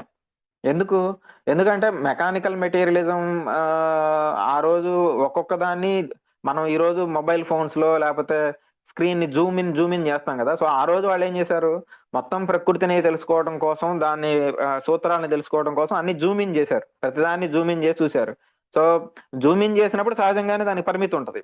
ఆ జూమ్ ఇన్ చేయడం ద్వారా వాళ్ళు మొత్తం ప్రకృతి ఎట్లా నడుస్తుంది, ఎట్లా మార్పులు జరుగుతున్నాయి అనేది విడివిడి అంశాలుగా పరిశీలించడం సాధ్యమైంది వాళ్ళకి. ఆ రకంగా మెకానికల్ మెటీరియలిజం అనేది చాలా ముందుకు వచ్చింది. వాళ్ళు ఫ్రాన్సిస్ బేకన్ గాని, థామస్ హాబ్స్ గాని ఇట్లాంటి వాళ్ళందరూ కూడా ఆ రకంగా ఆ ఆ, ఆ, తత్వశాస్త్రంలో మెటీరియలిజం గురించి ఒక కొత్త సిద్ధాంతాన్ని తీసుకొచ్చినప్పుడు వాళ్ళు విడివిడి అంశాలుగా పరిశీలించారు. మనం ఇక్కడ అర్థం చేసుకోవాల్సింది. సో నీళ్ల గురించి పరిశీలించేవాళ్ళు నీళ్ల గురించి, భూమి గురించి పరిశీలించేవాళ్ళు భూమి గురించి, ఆకాశం గురించి పరిశీలించేవాళ్ళు ఆకాశం గురించి, జంతువుల గురించి పరిశీలించేవాళ్ళు జంతువుల గురించి, మనిషిలో ఏం పార్ట్స్ ఉన్నాయో కూడా ఈ రోజు కూడా మనకు పూర్తిగా తెలియదు. మొన్నే ఒక 4-5 ఏళ్ల క్రితం మన ఇక్కడ థైరాయిడ్ గ్లాండ్ వెనక ఇంకో కొత్త గ్లాండ్ కాదు, అదొక చిన్న అది ఉంటుందని ఈ మధ్య కనుక్కున్నారు. ఇప్పటి వరకు మరి ఎక్కడ ఏ ఎక్స్రేల్లో, ఏ స్కాన్స్ లో కూడా తెలియకుండా ఒక కొత్త దీన్ని అంటే మానవ శరీరం ఎట్లా పనిచేస్తుంది అనేది కూడా ఇప్పటికి కూడా పూర్తిగా శాస్త్రీయమైన అవగాహన ఇంకా ఇంకా తెలియని విషయాలు చాలా ఉన్నాయి, ఇంకా తెలుసుకోవాల్సిన విషయాలు. దానికి కూడా పెట్టుబడిదారీ విధానమే కారణం, అది తెలుసుకోలేకపోవడానికి. ఏమైనా అట్లా ఆ రోజు మనిషి గురించి చేసేవాళ్ళు. సో ఇది చాలా అభివృద్ధి. ఆ రోజుకి ఆ అభివృద్ధిలోంచే కొత్తగా సైన్స్, టెక్నాలజీ అభివృద్ధి అయింది. సో ఆ తర్వాత స్టీమ్ ఇంజిన్ రావటం వెనక, లేకపోతే నక్షత్రాలని చూడటం వెనక, లేకపోతే మోషన్ గురించి అర్థం చేసుకోవటం వెనక, అనేక యంత్రాలను కొనుక్కోవడం వెనక, వీటన్నిటి వెనక ఈ మెకానికల్ మెటీరియలిజం కాంట్రిబ్యూషనే ఉంది. మనకు అర్థమైంది కదా ఎట్లా ఏది ఎట్లా జరుగుతుందని. అయితే పెట్టుబడిదారీ విధానం మరింత ముందుకెళ్లే కొద్దీ ఈ మెకానికల్ మెటీరియలిజం అనేది ఇంకొంచెం డెవలప్ అయింది. సో వాస్తవానికి ఏంగెల్స్ ఈ పుస్తకంలో అట్లనే అనేక వాటిల్లో మార్క్సిజం పదే పదే మాట్లాడుతుంటారు. వాస్తవానికి మూడు ఆ, ఒకటి సెల్ థియరీ, కణ సిద్ధాంతం, అట్లనే రెండవది డార్విన్ ఆ, జీవ పరిణామ సిద్ధాంతం, అట్లనే ఆ, శక్తి రూపాంతరీకరణ సిద్ధాంతం, ట్రాన్స్ఫర్మేషన్ ఆఫ్ ఎనర్జీ, అంటే ఒక శక్తి ఇంకొక శక్తిగా మారటం. సో ద్రవ రూపంలో ఉన్నప్పుడు ఒక ఆ, అదే వాటర్ వేపర్ గా మారినప్పుడు కైనటిక్ ఎనర్జీ, ఇవన్నీ మనం మాట్లాడుకుంటాం కదా. సో ఎనర్జీ అనేది పదార్థం రూపం మారినప్పుడే ఎనర్జీ రూపం కూడా మారిద్ది అనేది. అట్లానే కణ సిద్ధాంతం చెప్పేది ఏంటి అంటే, సో జంతువులు కానీ వృక్షాలు కానీ మనుషులు కానీ అందరిలో ఉన్న కామన్ అంశం ఏంటి అంటే కణం అనేది. సో ఈ సెల్ అనేది ఆ సింగిల్ సెల్ నుంచి ఈ రోజు మొత్తం ప్రపంచం అంతా డెవలప్ అయింది. ఆ, జంతు ప్రపంచం, అట్లనే వృక్షాలు, ఆ వృక్షాల్లో కూడా సెల్ అనేది మౌలికమైన ఆ, జీవానికి సంబంధించిన మౌలికమైన కేటగిరీ అనేది వృక్షాల్లో, జంతువుల్లో, మనిషిలో అన్నిట్లో కూడా కణం అనేది. ఇది కనుక్కోవడానికి చాలా టైం పట్టింది. సో ఇది కనుక్కోవాలన్నా కానీ దానికి ముందు చాలా పరిశోధనలు జరగాలి. ఆ మొదటి పరిశోధనలు అనివార్యంగా మొత్తానికి సంబంధించినవి అయి ఉండవు. సో ఒక దాంట్లో ఆ, జంతువుల గురించి పరిశీలించిన వాళ్ళు మరింత లోతుకి వెళ్ళిన తర్వాత అక్కడ కణం కనపడింది కదా. అట్లానే జంతువుల గురించి వెళ్ళినప్పుడు కణం కనపడింది, మనిషి గురించి వెళ్ళినప్పుడు కణం దగ్గర ఆగారు. సో ఈ మూడు పరిశీలనలు మెకానికల్ గా జరిగినప్పుడు ఈ మూడిట్లో ఉన్నది ఒకటే కామన్ అంశం, ఇది కణం అనేది అప్పుడు అర్థమైంది. కాబట్టి కణ సిద్ధాంతము, అట్లానే ఆ, జీవ పరిణామ సిద్ధాంతం డార్విన్ చెప్పింది, అట్లానే ట్రాన్స్ఫర్మేషన్ ఆఫ్ ఎనర్జీ ఇవన్నీ వచ్చిన తర్వాత మెకానికల్ మెటీరియలిజం అనేది అప్పుడు బద్దలైంది. అంటే పూర్తిగా అది తుడిచిపెట్టుకుపోవాలి, కానీ ఓకే మనం విడివిడి అంశాలుగా చూస్తున్నాము, కానీ అన్నిట్లో ఉమ్మడిగా ఉండే అంశాలను చూడాలి. అట్లనే మనం ఆ నిశ్చల స్థితిలో మనం చూస్తున్నాం, కానీ ప్రతిదీ మారుతూ ఉంటది, ఇది మారుతూ ఉంటది, అభివృద్ధి క్రమంలో ఇది ఉంటది, ప్రతిదీ ఒక రూపం నుంచి ఇంకో రూపంలోకి మారిద్ది ఆ అనేది ఈ అవగాహన అంతా కూడా ప్రతిదీ మారుతూ ఉంటది అని, ప్రతిదీ అభివృద్ధి క్రమంలో చూడాలి అని, అట్లనే ప్రతిదీ ఒకదానితో ఒకటి సంబంధంలో ఉంటదని, అంతా ఒకే విషయంలో భాగంగా మెటీరియల్ వరల్డ్ లో భాగంగా ఉంటది అనేక కాంపోనెంట్స్ అని, ఇవన్నీ అర్థం కావడానికి చాలా టైం పట్టింది. సో ఇది ఎప్పుడు అర్థమైంది? ఉత్పత్తి విధానం ఏ స్థాయిలో ముందుకెళ్ళిందో ఆ స్థాయిలో ఈ ప్రపంచం మొత్తంలో ఉండే పరిణామాల మధ్య సంబంధాలు అర్థమైనాయి. సో కాబట్టి మెటీరియలిజం అనేది ఆ రకంగా మొదట మెకానికల్ మెటీరియలిజం గా ఉండబట్టి అది ఒక ప్రోగ్రెసివ్ స్టెప్. ఆ తర్వాత దాన్ని దాటుకొని డైలెక్ట్రికల్ మెటీరియలిజం ఏర్పడటానికి కూడా ఈ రకమైన పరిస్థితి అనేది ఆ ముందుకి వచ్చింది. ఆ ఇది మెటీరియలిజం యొక్క అభివృద్ధి హెగెల్ ముందు వరకు. అయితే హెగెల్ ముందు కాంట్ వచ్చాడు. కాంట్ ఆ ఈ మెకానికల్ మెటీరియలిజం చూసి కాంట్ దానికి విరుద్ధంగా ఇంకో కొత్త సిద్ధాంతాన్ని ముందుకు తీసుకొచ్చాడు. అది అగ్నాస్టిసిజం, అజ్ఞేత వాదం, బహుశా తెలుగులో అజ్ఞేయకవాదం, అజ్ఞేతవాదం, సారీ నాకు కరెక్ట్ పదం గుర్తు రాలేదు. ఆ కాంట్ తీసుకొచ్చాడు. దాని తర్వాత హెగెల్ దాన్ని ఇంకొంచెం ముందుకు తీసుకెళ్లాడు. ఆ రెండింటిని దాటుకొని ఫైర్ బాక్, ఆ తర్వాత మార్క్స్ ఎంగెల్స్ రావటం అనేది మనం చూస్తాము. అయితే ఆర్గనైజర్స్ చెప్పిన దాన్ని బట్టి ఇప్పుడు ఆల్రెడీ 9:30 అయింది కాబట్టి ఈ రోజుకి ఇక్కడ ఆపి, రేపు మనం ఆ హెగెల్ ఫైర్ బాక్ నుంచి మార్క్సిజం ఎలా ముందుకెళ్ళింది అనేది అది అప్పుడు మాట్లాడుకుందామన్నా సరే, లేదు ఈ రోజు ఇంకొంత కాంట్ హెగెల్ గురించి కూడా మనం ఇంకొంతసేపు మాట్లాడుకోవాలన్నా ఎట్లయినా ఓకే. ఇప్పుడు మనం ప్రశ్నలకి మనం ఇక్కడతో ముగించి చేద్దామన్నా అలానే చేద్దామండి, లేదంటే మీరు ఎలా చెప్తే అలా చేద్దాం.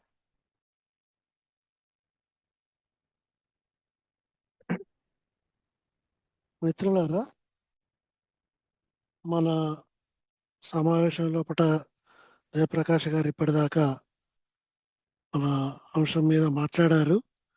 మీరు ఏమైనా ప్రశ్నలు అడగాలనుకున్నట్టుంటే చాట్ బాక్స్ లోపల అడిగినట్టుంటే వాటిని వారి దృష్టికి తీసుకెళ్ళి వాటికి సమాధానం ఇప్పించే ప్రయత్నం జరుగుతుంది. లేదంటే మీరు అన్మ్యూట్ చేసుకొని కూడా మాట్లాడేటువంటి ప్రయత్నం చేసి ప్రశ్నలు అడగచ్చు.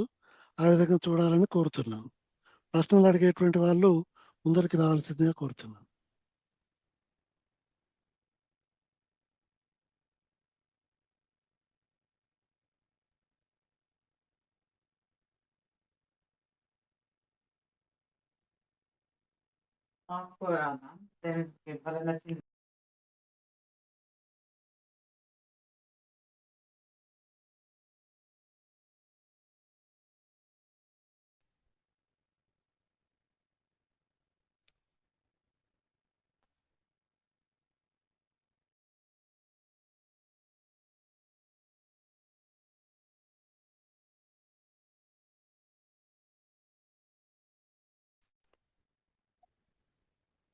సార్ నా పేరు సురేష్ బాబు అండి. హలో. ఓకే, సురేష్ బాబు గారు మాట్లాడండి. సార్ సార్ అంటే డౌట్ అనుకోండి, క్వశ్చన్ అనుకోండి. ఇప్పుడు మనము భావవాదము భౌతికవాదము గురించి చెప్పారు కదా. రెండు అంటే భావవాదము అభివృద్ధి చెందాలన్నా లేకపోతే భౌతికవాదం అభివృద్ధి చెందాలన్నా రెండు ఉండాలన్నా, లేకపోతే ఓన్లీ భౌతికవాదం మాత్రమే ఉందనుకోండి అది కంటిన్యూస్ గా డెవలప్ అవుతూనే ఉంటుందా అనేది డౌట్ సార్. అంటే ఒకదానికొకటి పరస్పరం సహాయం చేసుకుంటూ రెండు ముందుకెళ్తాయా, లేకపోతే భౌతికవాదం పెరుగుతా అంటే భావవాదంతో పని లేకుండా భౌతికవాదము అభివృద్ధి చెందడానికి పాసిబిలిటీ ఉందా? అది నా డౌట్ సార్.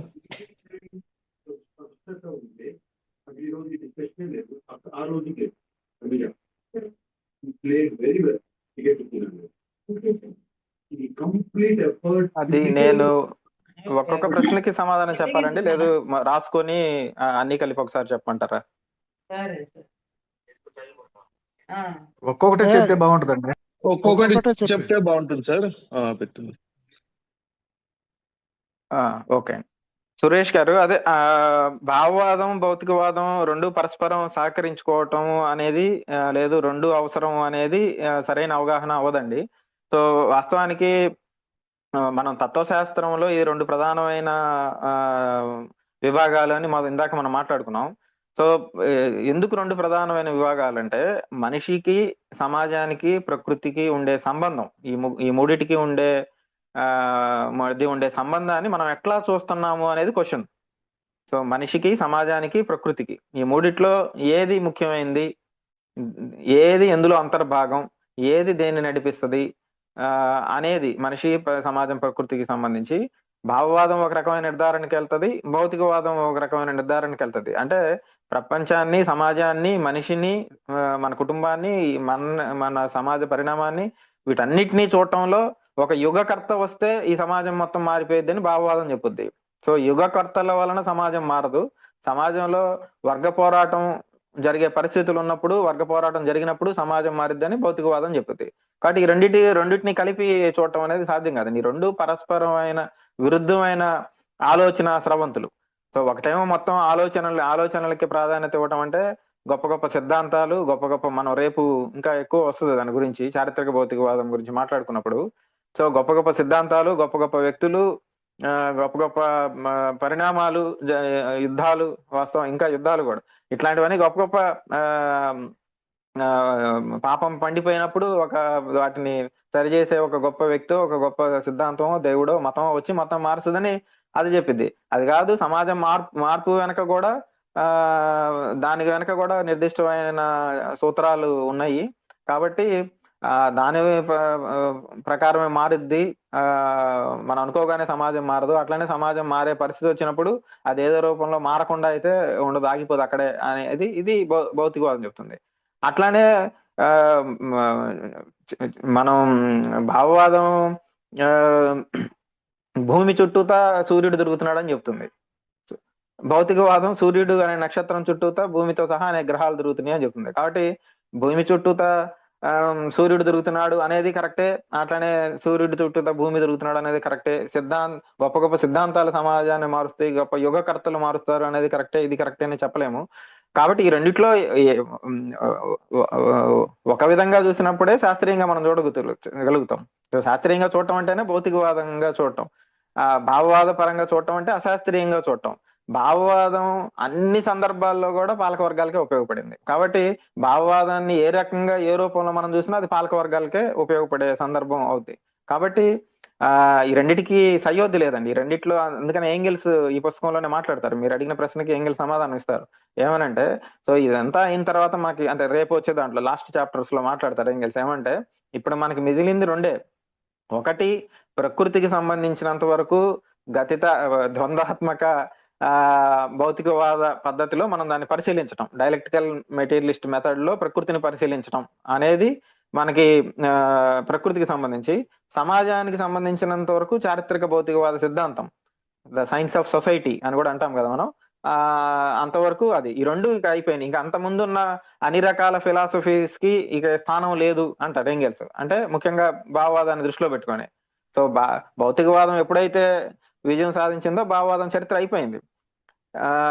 ఏది సైద్ధాంతిక రంగంలో అయినా కానీ సమాజంలో ఎందుకు ఉంది ఇప్పటికి కూడా భావవాదం అంటే అది వేరే చరిత్ర. కానీ ఈ రెండింటికి సయోధ్య కానీ రెండు పరస్పరం సహకరించుకోవడం కానీ ఒకదానికి కూడా దోహదం చేయడం కానీ ఇది సాధ్యమయ్యేది కదండి. వాస్తవానికి మార్క్సిస్టులుగా మనం ఉండాలంటే కన్సిస్టెంట్ మెటీరియలిస్టులుగా ఉండాలి. అంటే భౌతికవాదాన్ని అన్ని రూపాల్లో అన్ని సందర్భాల్లో మనం సమాజం, ప్రకృతి, విలువలు, ఆలోచనలు అన్నిట్లో భౌతికవాదులుగా ఆలోచించినప్పుడే సరైన మార్క్సిస్టులుగా ఉండగలం అనేది మార్క్సిజం మనకి నేర్పిస్తున్న పాఠం అండి. Okay, thank you sir. Okay, Suhas గారు అడుగుతున్నారు, ప్రజెంట్ క్రిస్టియానిటీ క్రైసిస్ లో ఉంది అనడానికి కూడా మెటీరియలిస్ట్ ఆరిజిన్ ఉంది అన్నారు, దానిపైన కొంచెం ఎలాబరేట్ చేయరా అని అడుగుతున్నారు.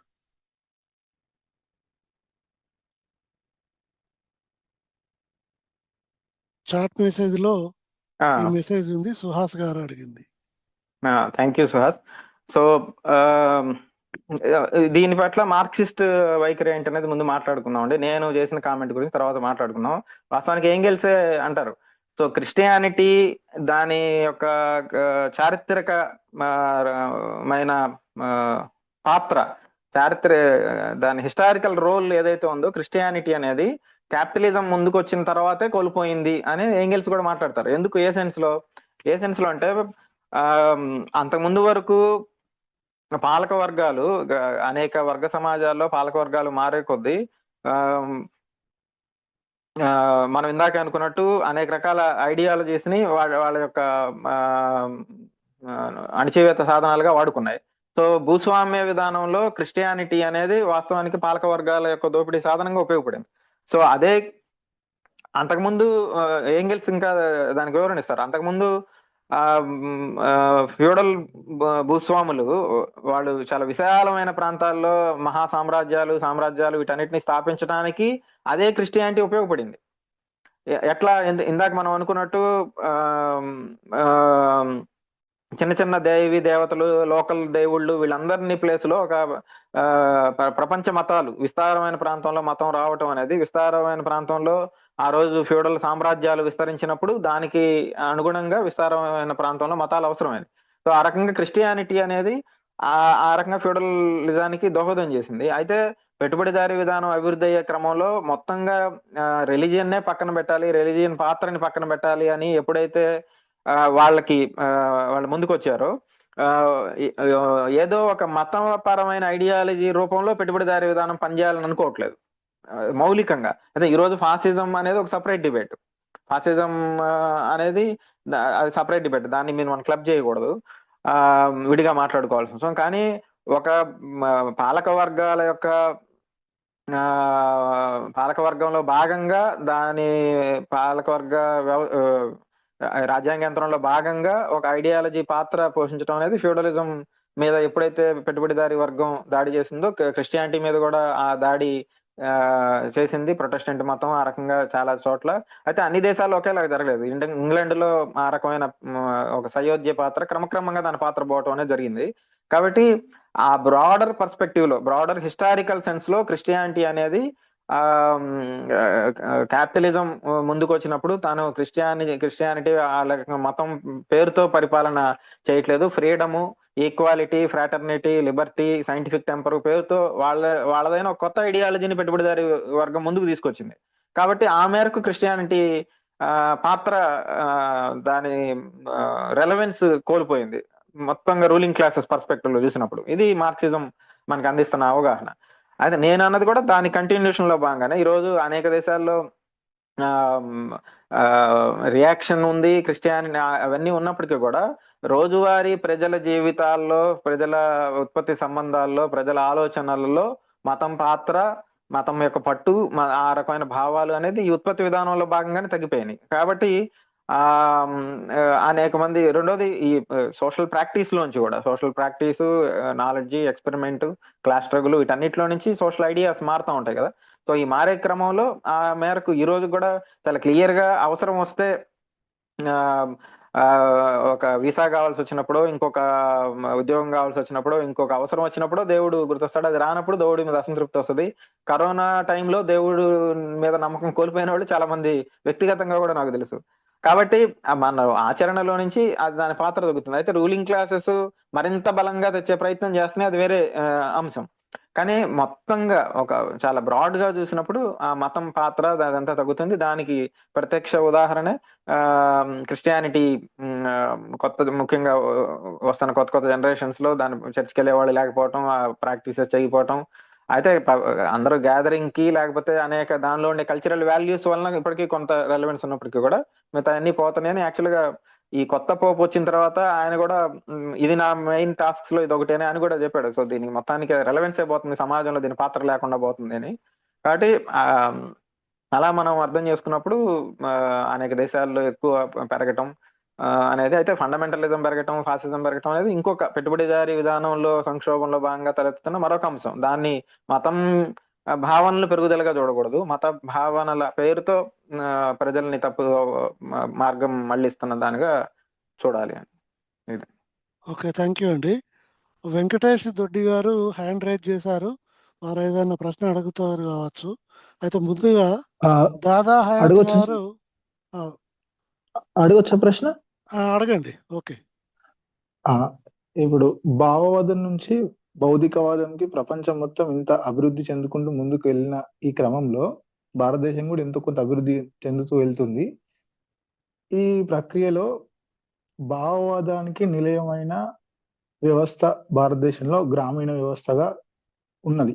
అది వందల వేల సంవత్సరాల నుంచి ఇప్పటికీ కూడా కంటిన్యూ అవుతున్నది. ఇటువంటి భావవాదానికి నిలయమైన గ్రామీణ వ్యవస్థలో వర్గ పోరాటం ఎటువంటి స్థానం తీసుకుంటది ఎప్పుడైనా నెక్స్ట్ రాబోయే ముందు కాలం అయినా కూడా?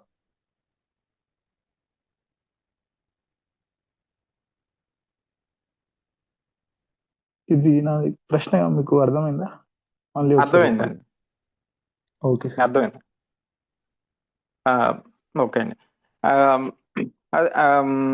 అంటే సమాజం మొత్తంలో మార్పు జరుగుతున్నప్పుడు గ్రామాలు, పల్లెలు కూడా ఆ మార్పుకి దూరంగా భిన్నంగా ఉండవండి. సో ఆ రకంగా అయితే రిలేటివ్ గా చూసినప్పుడు, సాపేక్షంగా చూసినప్పుడు పల్లెల్లో జరిగే మార్పులు, పట్టణాల్లో జరిగే మార్పులు ఒకే స్పీడ్ లో, ఒకే స్థాయిలో, ఒకే రూపంలో, సారంలో ఒకేలా కనిపించవు మనకి. ఎందుకు కనిపించవు అంటే ఉత్పత్తిలో ఉండే తేడాలే. ఇక్కడ చాలా పెద్ద పెద్ద ఫ్యాక్టరీల్లో లార్జ్ స్కేల్లో ఒకే దగ్గర మోడర్న్ సైన్స్ టెక్నాలజీతో ఉత్పత్తి జరుగుతుంది. పల్లెటూళ్ళలో విడివిడిగా పాత టెక్నాలజీతో, పాత కల్చరల్ వాల్యూస్, పాత వాటితో జరుగుతుంది. అక్కడ కూడా ఉత్పత్తి విధానమే కారణం దానికి కూడా.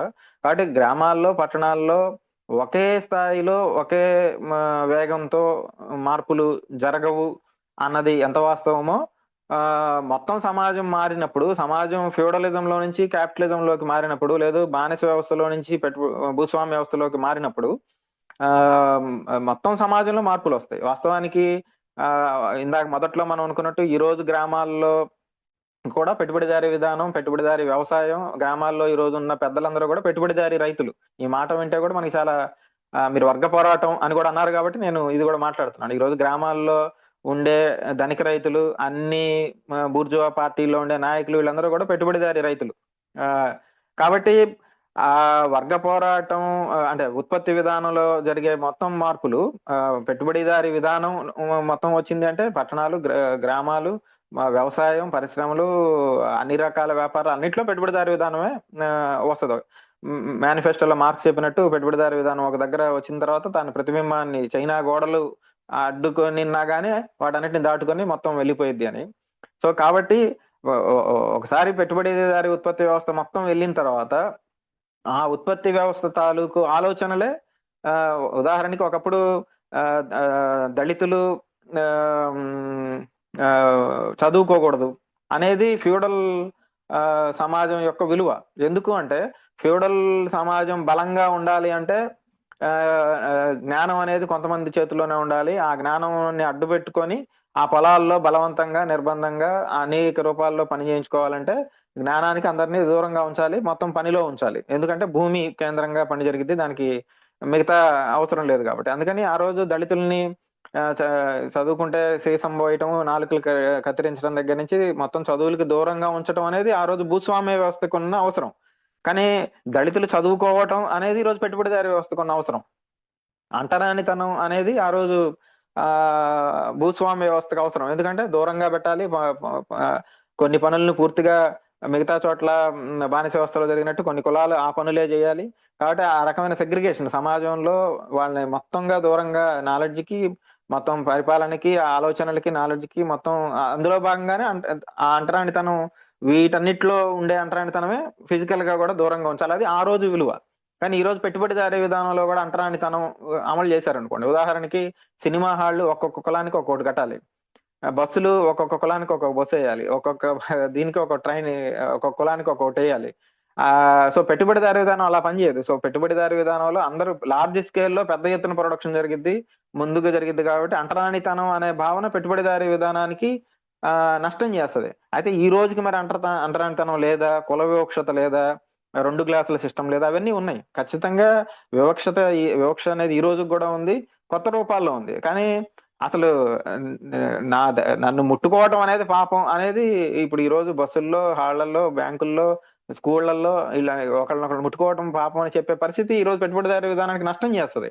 అందుకని పెట్టుబడిదారీ విధానమే అట్లాంటి విలువలన్నింటినీ తీసేసింది. కాబట్టి నేను చెప్పాలనుకున్నది, సమాజం మొత్తంలో ఉత్పత్తి వ్యవస్థ మారినప్పుడు ఇవన్నీ కూడా, ఈ విలువలన్నీ ఎందుకు మారుతాయి? మార్క్సిజం మనం రేపు దాని గురించి కూడా మాట్లాడుకుంటాం. మన సమాజంలో ఆలోచనలు, విలువలు అన్నీ ఎప్పుడు మారుతాయి అంటే ఉత్పత్తి విధానం మారినప్పుడు మారుతాయి.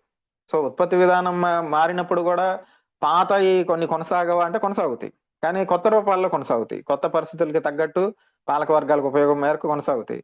అది మొత్తం కూడా మనకి మార్క్సిజం, ముఖ్యంగా ఈ పుస్తకం మనకు నేర్పిస్తున్నది కూడా అదే. ఉత్పత్తి వ్యవస్థలో జరిగే మార్పుల నుంచి మొత్తం సమాజంలో జరిగే భావాలని, విలువల్ని, ఆలోచనల్ని మనం చూడాలి. అంటే ఆ మేరకు ఈ రోజు పల్లెల్లో కూడా భౌతికవాదం ఒక 50 ఏళ్ల క్రితంతో, 100 ఏళ్ల క్రితంతో, 200 ఏళ్ల క్రితంతో పోలిస్తే చాలా పెద్ద స్థాయిలో మారింది. భౌతికవాదం ముందుకెళ్ళింది, భావవాదం ఆ స్థాయిలో లేదు. మనం చాలా ఎంపెరికల్ గా ఫ్యాక్ట్స్ తో కూడా దాన్ని మనం పరిశీలించి చెప్పొచ్చు. అయితే పట్టణాల్లో వీటిలో మారినంత మారలా. దానికి కూడా కారణం ఇందాక మనం అనుకున్నట్టు ఉత్పత్తి వ్యవస్థ తాలూకు. కాబట్టి దీనికి సైంటిఫిక్ గా మనం అర్థం చేసుకోవడానికి ప్రిన్సిపల్ ఏంటంటే, ఒక ఉత్పత్తి వ్యవస్థ మారడం అనేది మొత్తం సమాజానికి సంబంధించిన వ్యవహారం. సో ఉత్పత్తి వ్యవస్థను బట్టి ఆలోచనలు ఉంటాయి అనే మార్క్సిస్ట్ మౌలిక సూత్రాన్ని మనం అంగీకరించేటైతే, ఒక సమాజంలో ఉత్పత్తి వ్యవస్థ మారిన తర్వాత ఆ సమాజంలో అన్ని చోట్ల ఆలోచనల్లో మార్పులు వస్తాయి. కొన్ని చోట్ల ముందు వస్తాయి, కొన్ని చోట్ల వెనక వస్తాయి, కొంత చోట్ల అనేక రూపాల్లో సుదీర్ఘమైన టైంలో వస్తాయి. కానీ మార్పులు ఖచ్చితంగా వస్తాయి. భారతదేశంలో కూడా గ్రామాల్లో ముందుకు వచ్చింది వర్గ పోరాటం కూడా. అయితే ఇక్కడ అంటే ఇది సబ్జెక్ట్ వేరే దానికి వెళ్తాము, కానీ నేను క్లుప్తంగానే చెప్తాను. వేరే ప్రశ్న లేకపోతే మీకు ఆసక్తి ఉంటే ఆర్గనైజర్స్ అనుమతిస్తే మనం వివరంగా కూడా మాట్లాడుకోవచ్చు. అయితే వర్గ పోరాటం అదే స్థాయిలో పల్లెల్లో ఈ రోజు 2025లో ముందుకెళ్తుందా అంటే వెళ్ళట్లేదు. దానికి కారణం ప్రధానంగా కమ్యూనిస్టులే దానికి కారణం అనేది మా న్యూ సోషలిస్ట్ ప్రాక్టీస్ గా మా అవగాహన. భౌతికవాదం ముందుకెళ్ళి భావవాదం తక్కువ ఉన్న వర్గ పోరాటంలో అది ఎందుకు రిఫ్లెక్ట్ అవ్వట్లేదు అంటే, గ్రామాల్లో ఉండే ధనిక రైతులు, ఇందాక నేను చెప్పిన వాళ్ళందరూ కాదు మనం పోరాడాల్సింది అని ఈ రోజు గ్రామాల్లో కమ్యూనిస్ట్ పార్టీల్లో అత్యధిక శాతం భావిస్తున్న టైంలో వర్గ పోరాటం అదే స్థాయిలో ముందుకెళ్తుందా అంటే దానికి వెళ్ళట్లేదు. కానీ వర్గ వైరుధ్యాలు అదే స్థాయిలో పెరుగుతున్నాయి. యాక్చువల్ గా దళితులు ఒక సైకిల్ టౌన్ లో సైకిల్ వేసుకెళ్తే, మంచి షర్ట్ వేసుకెళ్తే వీళ్ళు కొట్టారు, వాళ్ళు కొట్టారు, లేకపోతే ఈ అమ్మాయి వైపు చూసి అడ్డగాడు కొట్టారు, ఇవన్నీ కూడా మనకి అపరెంట్ గా కనపడే విషయాలే. వాస్తవానికి ఆ వైరుధ్యం ఎక్కడుంది?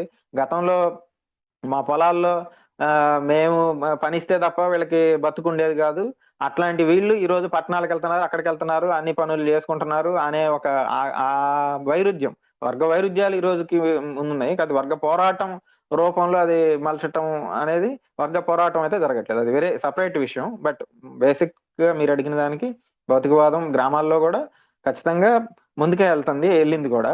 అయితే పట్టణాలు మనం ఇక్కడ చూసిన స్థాయిలో కనిపించట్లేదు.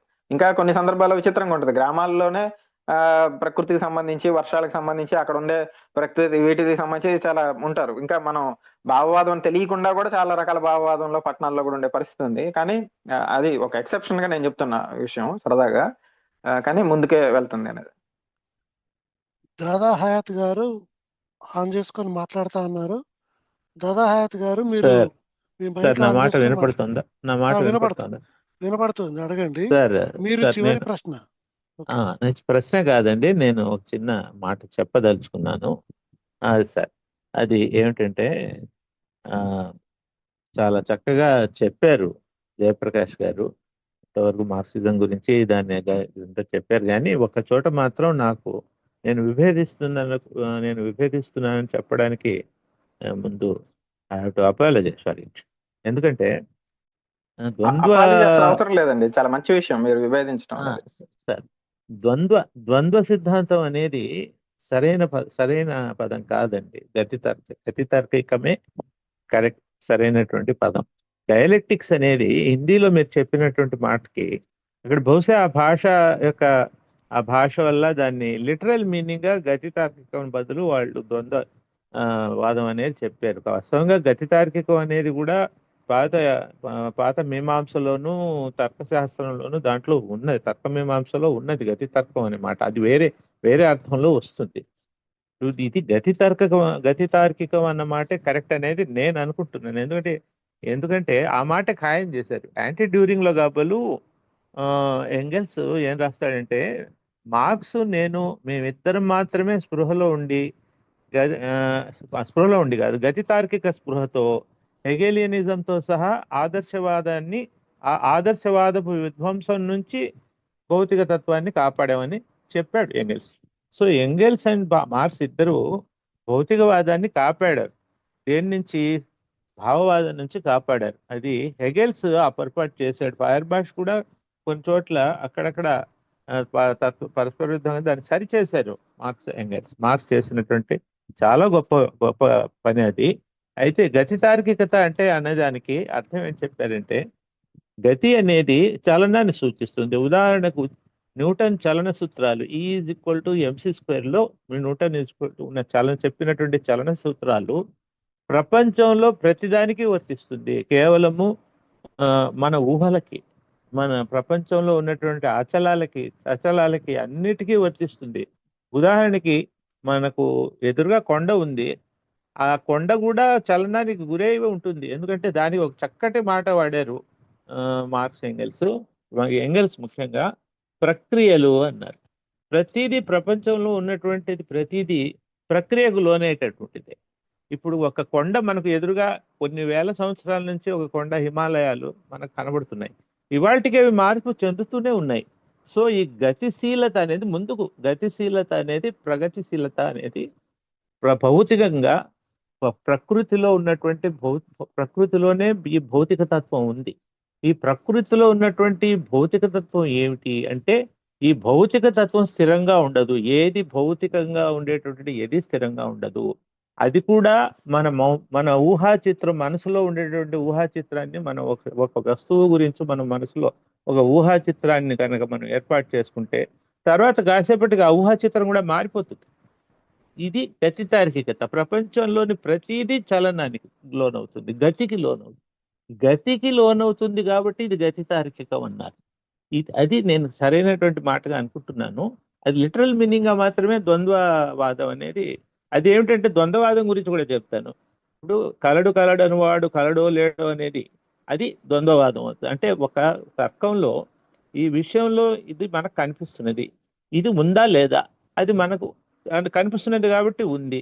ఇప్పుడు ఉన్నది మరి కాసేపటికి ఉండదు. అప్పుడు అది ఉందా లేదా? లేదు. కాబట్టి ఇది తర్కానికి గురి చేయడం. ఈ తర్కానికి గురి చేసేటప్పుడు రెండు ప్రశ్నలు ఉంటాయి. పరస్పర విరుద్ధమైనటువంటి రెండు ప్రశ్నలు వేసుకుని ఆ రెండు ప్రశ్నలకు ఏదైతే అప్రాప్రియేట్ గా మనకు ఏదైతే సరైనటువంటి జవాబు మనకు అందుతుందో అది తర్కం. అందులో ద్వంద్వ విధానం ఉంది. అది బహుశా హిందీలో వచ్చినటువంటి ట్రాన్స్లేషన్ అది మూలమై ఉండొచ్చు. ఈ మాట నేను చెప్పి గతి తార్కికత అనేది సరైనదని నా అభిప్రాయం. నేను చెప్పింది కరెక్ట్ అంటే నన్ను కూడా విభేదించవచ్చు, నేను చెప్పిన దాన్ని కూడా విభేదించవచ్చు. బట్ నా అవగాహన అదే. కాబట్టి ఈ చిన్న మాట చెప్పి నేను ముగిస్తాను. Thank you very much. Thank you sir. Dada Hayat garu, బహుశా జయప్రకాష్ గారు కూడా వారు అన్నారు మేము ఇట్లా అనుకుంటున్నామని అన్నట్టు చెప్పారు. అది చర్చ అంటే లోపల ఉంది అని చెప్పారు కానీ జయప్రకాష్ గారిని జయప్రకాష్ గారు మాట్లాడనివ్వండి. ఓకే. ఆ, హయత్ గారు, మీరు అన్నట్లు అదే మీ అభిప్రాయాన్ని పూర్తిగా గౌరవిస్తున్నానండి. అయితే మీ అభిప్రాయాన్ని గౌరవిస్తున్నాను. అయితే ఆ, ఇది ఫైనల్, ఇదే కరెక్ట్, దీన్ని మనం అందరం రేపటి నుంచి గతార్కి భౌతికవాదం తీసేసి ద్వంద్వాత్మక భౌతికవాదం అని అనాలి అనేది నా ఉద్దేశం కాదు. మీరు కూడా అట్లా అనుకోలేదు. ఆ, ఈ ఆలోచనని వచ్చిన మా మిత్రుల మధ్య వచ్చిన ఆలోచనని మీ ముందు పెట్టాను. అయితే మీరు అన్నట్లు మోషన్ గురించిన, అంటే మీరు గతి గతి గతి అంటే మోషన్ గురించిన తర్కశాస్త్రం కాబట్టి గతి తర్క అనేది ఎక్స్ప్లెనేషన్ ఇచ్చారు మీరు ఇందాక మాట్లాడిన దాంట్లో. సో మోషన్ గురించి డైలెక్టిక్స్ మాట్లాడుతున్న మాట వాస్తవం అండి. అయితే మోషన్ కి మించిన విషయం గురించి కూడా మాట్లాడుతుంది. మోషన్ కి మించిన విషయం, ఉదాహరణకి మోషన్ గురించి చాలా మంది మాట్లాడారు. ఇందాక నేను థేల్స్, డెమోక్రటిస్, హెరాక్లిటిస్ వాళ్ళు కూడా, ఉదాహరణకి హెరాక్లిటిస్ మొత్తం ప్రతిదీ మారుతానే ఉంటది, మోషన్ లోనే ఉంటది అనేది ఆ రోజు ఆయనకున్న పరిస్థితుల్లో చెప్పాడు. సో ప్రతిదీ చలనంలో ఉంటది, మారుతా ఉంటది అనే విషయాలు చాలా మంది అప్పటికే మాట్లాడున్నారు. సో ఏది ఈవెన్ మెకానికల్ మెటీరియలిజం రాకముందు కూడా మెటీరియలిజం, భౌతికవాదం తొలినాళ్ల నుంచి కూడా ప్రతిదీ చలనంలో ఉంటది, మారుతా ఉంటది అనే విషయం చాలా మంది చెప్పున్నారు. కాబట్టి అది గతికి, చలనానికి, మోషన్ కి ప్రయారిటీ ఇవ్వటం అనేది, అయితే దాన్ని దాటుకొని వచ్చిందండి మార్క్సిజం. సో మార్క్సిజం గతిని మాత్రమే చూడలేదు, గతికి మూలం ఏంటి అనే దాన్ని చూసింది. సో మోషన్ కి మూలం కాంట్రడిక్షన్. సో మోషన్ కి మూలం కాంట్రడిక్షన్. సో ఆ అటామిక్ లెవెల్ నుంచి ఉండే కాంట్రడిక్షన్, ఎలక్ట్రాన్స్ ప్రోటాన్స్ కి ఉండే కాంట్రడిక్షన్ నుంచి అక్కడ మూవ్మెంట్ జరుగుతున్నది. అదే మొత్తం ప్రకృతికి, సమాజానికి మొత్తంగా మనం చూసినప్పుడు రెండు ఒకే దాంట్లో ఉండే రెండు పరస్పరంగా విరుద్ధమైన స్వభావం, పరస్పర వ్యతిరేకం, రెండు ఆపోజిట్ ఫోర్సెస్ అంటే కూడా మనం మళ్ళీ డివేట్ అవుతాం, రేపు కుదిరితే మాట్లాడుకుందాం. కానీ రెండు పరస్పర విరుద్ధమైన విరుద్ధ స్వభావం కలిగిన, విరుద్ధ సారాంశాలు కలిగినవి ఒకే దాంట్లో ఉంటాయి. ఆ రెండిట్లో ఏది లేకపోయినా ఆ ఒకటి ఉండదు. కాబట్టి ఒకటంటేనే రెండు, ఆ రెండు కలిస్తేనే ఒకటి. సో ఇది హెగెల్ ముందుకు తీసుకొచ్చిన అతి గొప్ప అభివృద్ధికి సంబంధించిన సిద్ధాంతం అండి, కాంట్రడిక్షన్స్. సో కాంట్రడిక్షన్స్ లో మోషన్ ని చూడటం. అంతకు ముందు వరకు గతి ఎలా ఉంటది అనేది గతి గురించి మాట్లాడారు తప్ప గతికి, మోషన్ కి మూలం ఎవరు మాట్లాడలేదు. సో హెగెల్ దానికి చేసిన గొప్ప కాంట్రిబ్యూషన్ వైరుధ్యంలో నుంచి చలనం ఉంది అనేది ఒక గొప్ప ఇది. అందుకని డైలెక్టిక్స్ అనేది ఓన్లీ లిటరల్ ట్రాన్స్లేషన్ గానే కాదు, దానిలో ఉన్న సారం, మార్క్సిజం చలనం ఉంటదని మార్క్సిజం కూడా అంగీకరిస్తుంది. అది మౌలికమైన విషయం కాబట్టి ప్రతిదీ చలనంలో ఉంటది. వాస్తవానికి ఎంగెల్స్ ఏమంటారు, motion is the mode of existence of matter. Motion is the mode of existence of matter అంటే పదార్థం యొక్క ఉనికే చలనంలో ఉంటది, చలనంలో లేని పదార్థం అంటూ ఉండదు, చలనంలో లేని పదార్థమే లేదని మార్క్సిజం కూడా చెప్తుంది. కానీ దానికి మించిన కాంట్రిబ్యూషన్ మార్క్సిజం చేసింది ఏంటంటే ఆ చలనానికి, ఆ మొత్తానికి కూడా అందులో ఉండే వైరుధ్యం కారణము, ఆ వైరుధ్యం నుంచి చలనం వస్తుంది, వైరుధ్యం నుంచి ముందుకి జరుగుతుంది అనేది. కాబట్టి ఆ కొత్త గొప్ప కీలకమైన కాంట్రిబ్యూషన్ ఏదైతే ఉందో అది రిఫ్లెక్ట్ అవ్వాలి అంటే అది ద్వంద్వం అనేది రిఫ్లెక్ట్ అవ్వటమే ఇంకా దానికి సమగ్రమైన పూర్తి స్థాయి అర్థం ఇస్తుంది అనే ఉద్దేశంతో ఈ ప్రపోజల్. ఇందాక ఈ ప్రశ్న రాకపోతే ఇంత వివరణ ఇచ్చే అవకాశం కూడా ఉండేది కాదు. ఆ రకంగా మీకు చాలా థ్యాంక్స్ అండి. సో ఆ నేపథ్యంలో ఈ ప్రతిపాదన, ఇందాక నేను చెప్పినట్టు ఇది మనం చర్చించుకొని ఇదేమి పదంని బట్టి దాని సారాంశం అయితే మారదు, సారాంశంగా ఉన్నంత కాలం పదాన్ని బట్టి సారాంశం మారదు. కాబట్టి అది తర్వాత కూడా మనం చర్చించుకోవచ్చు, అందరం దాన్ని ముందుకు తీసుకెళ్ళచ్చు. అనేక సందర్భాల్లో మనం అనేక మార్చుకున్న సందర్భాలు కూడా ఉన్నాయి. సో థ్యాంక్స్ అండి హయత్ గారు.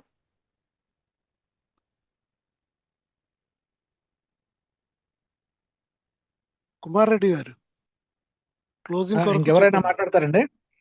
ఇంకెవరు లేరు, హ్యాండ్ రైజ్ చేసిన వాళ్ళు కానీ లేకపోతే చాట్ లోపట ఉన్న వాళ్ళు కానీ ఎవరు లేరు.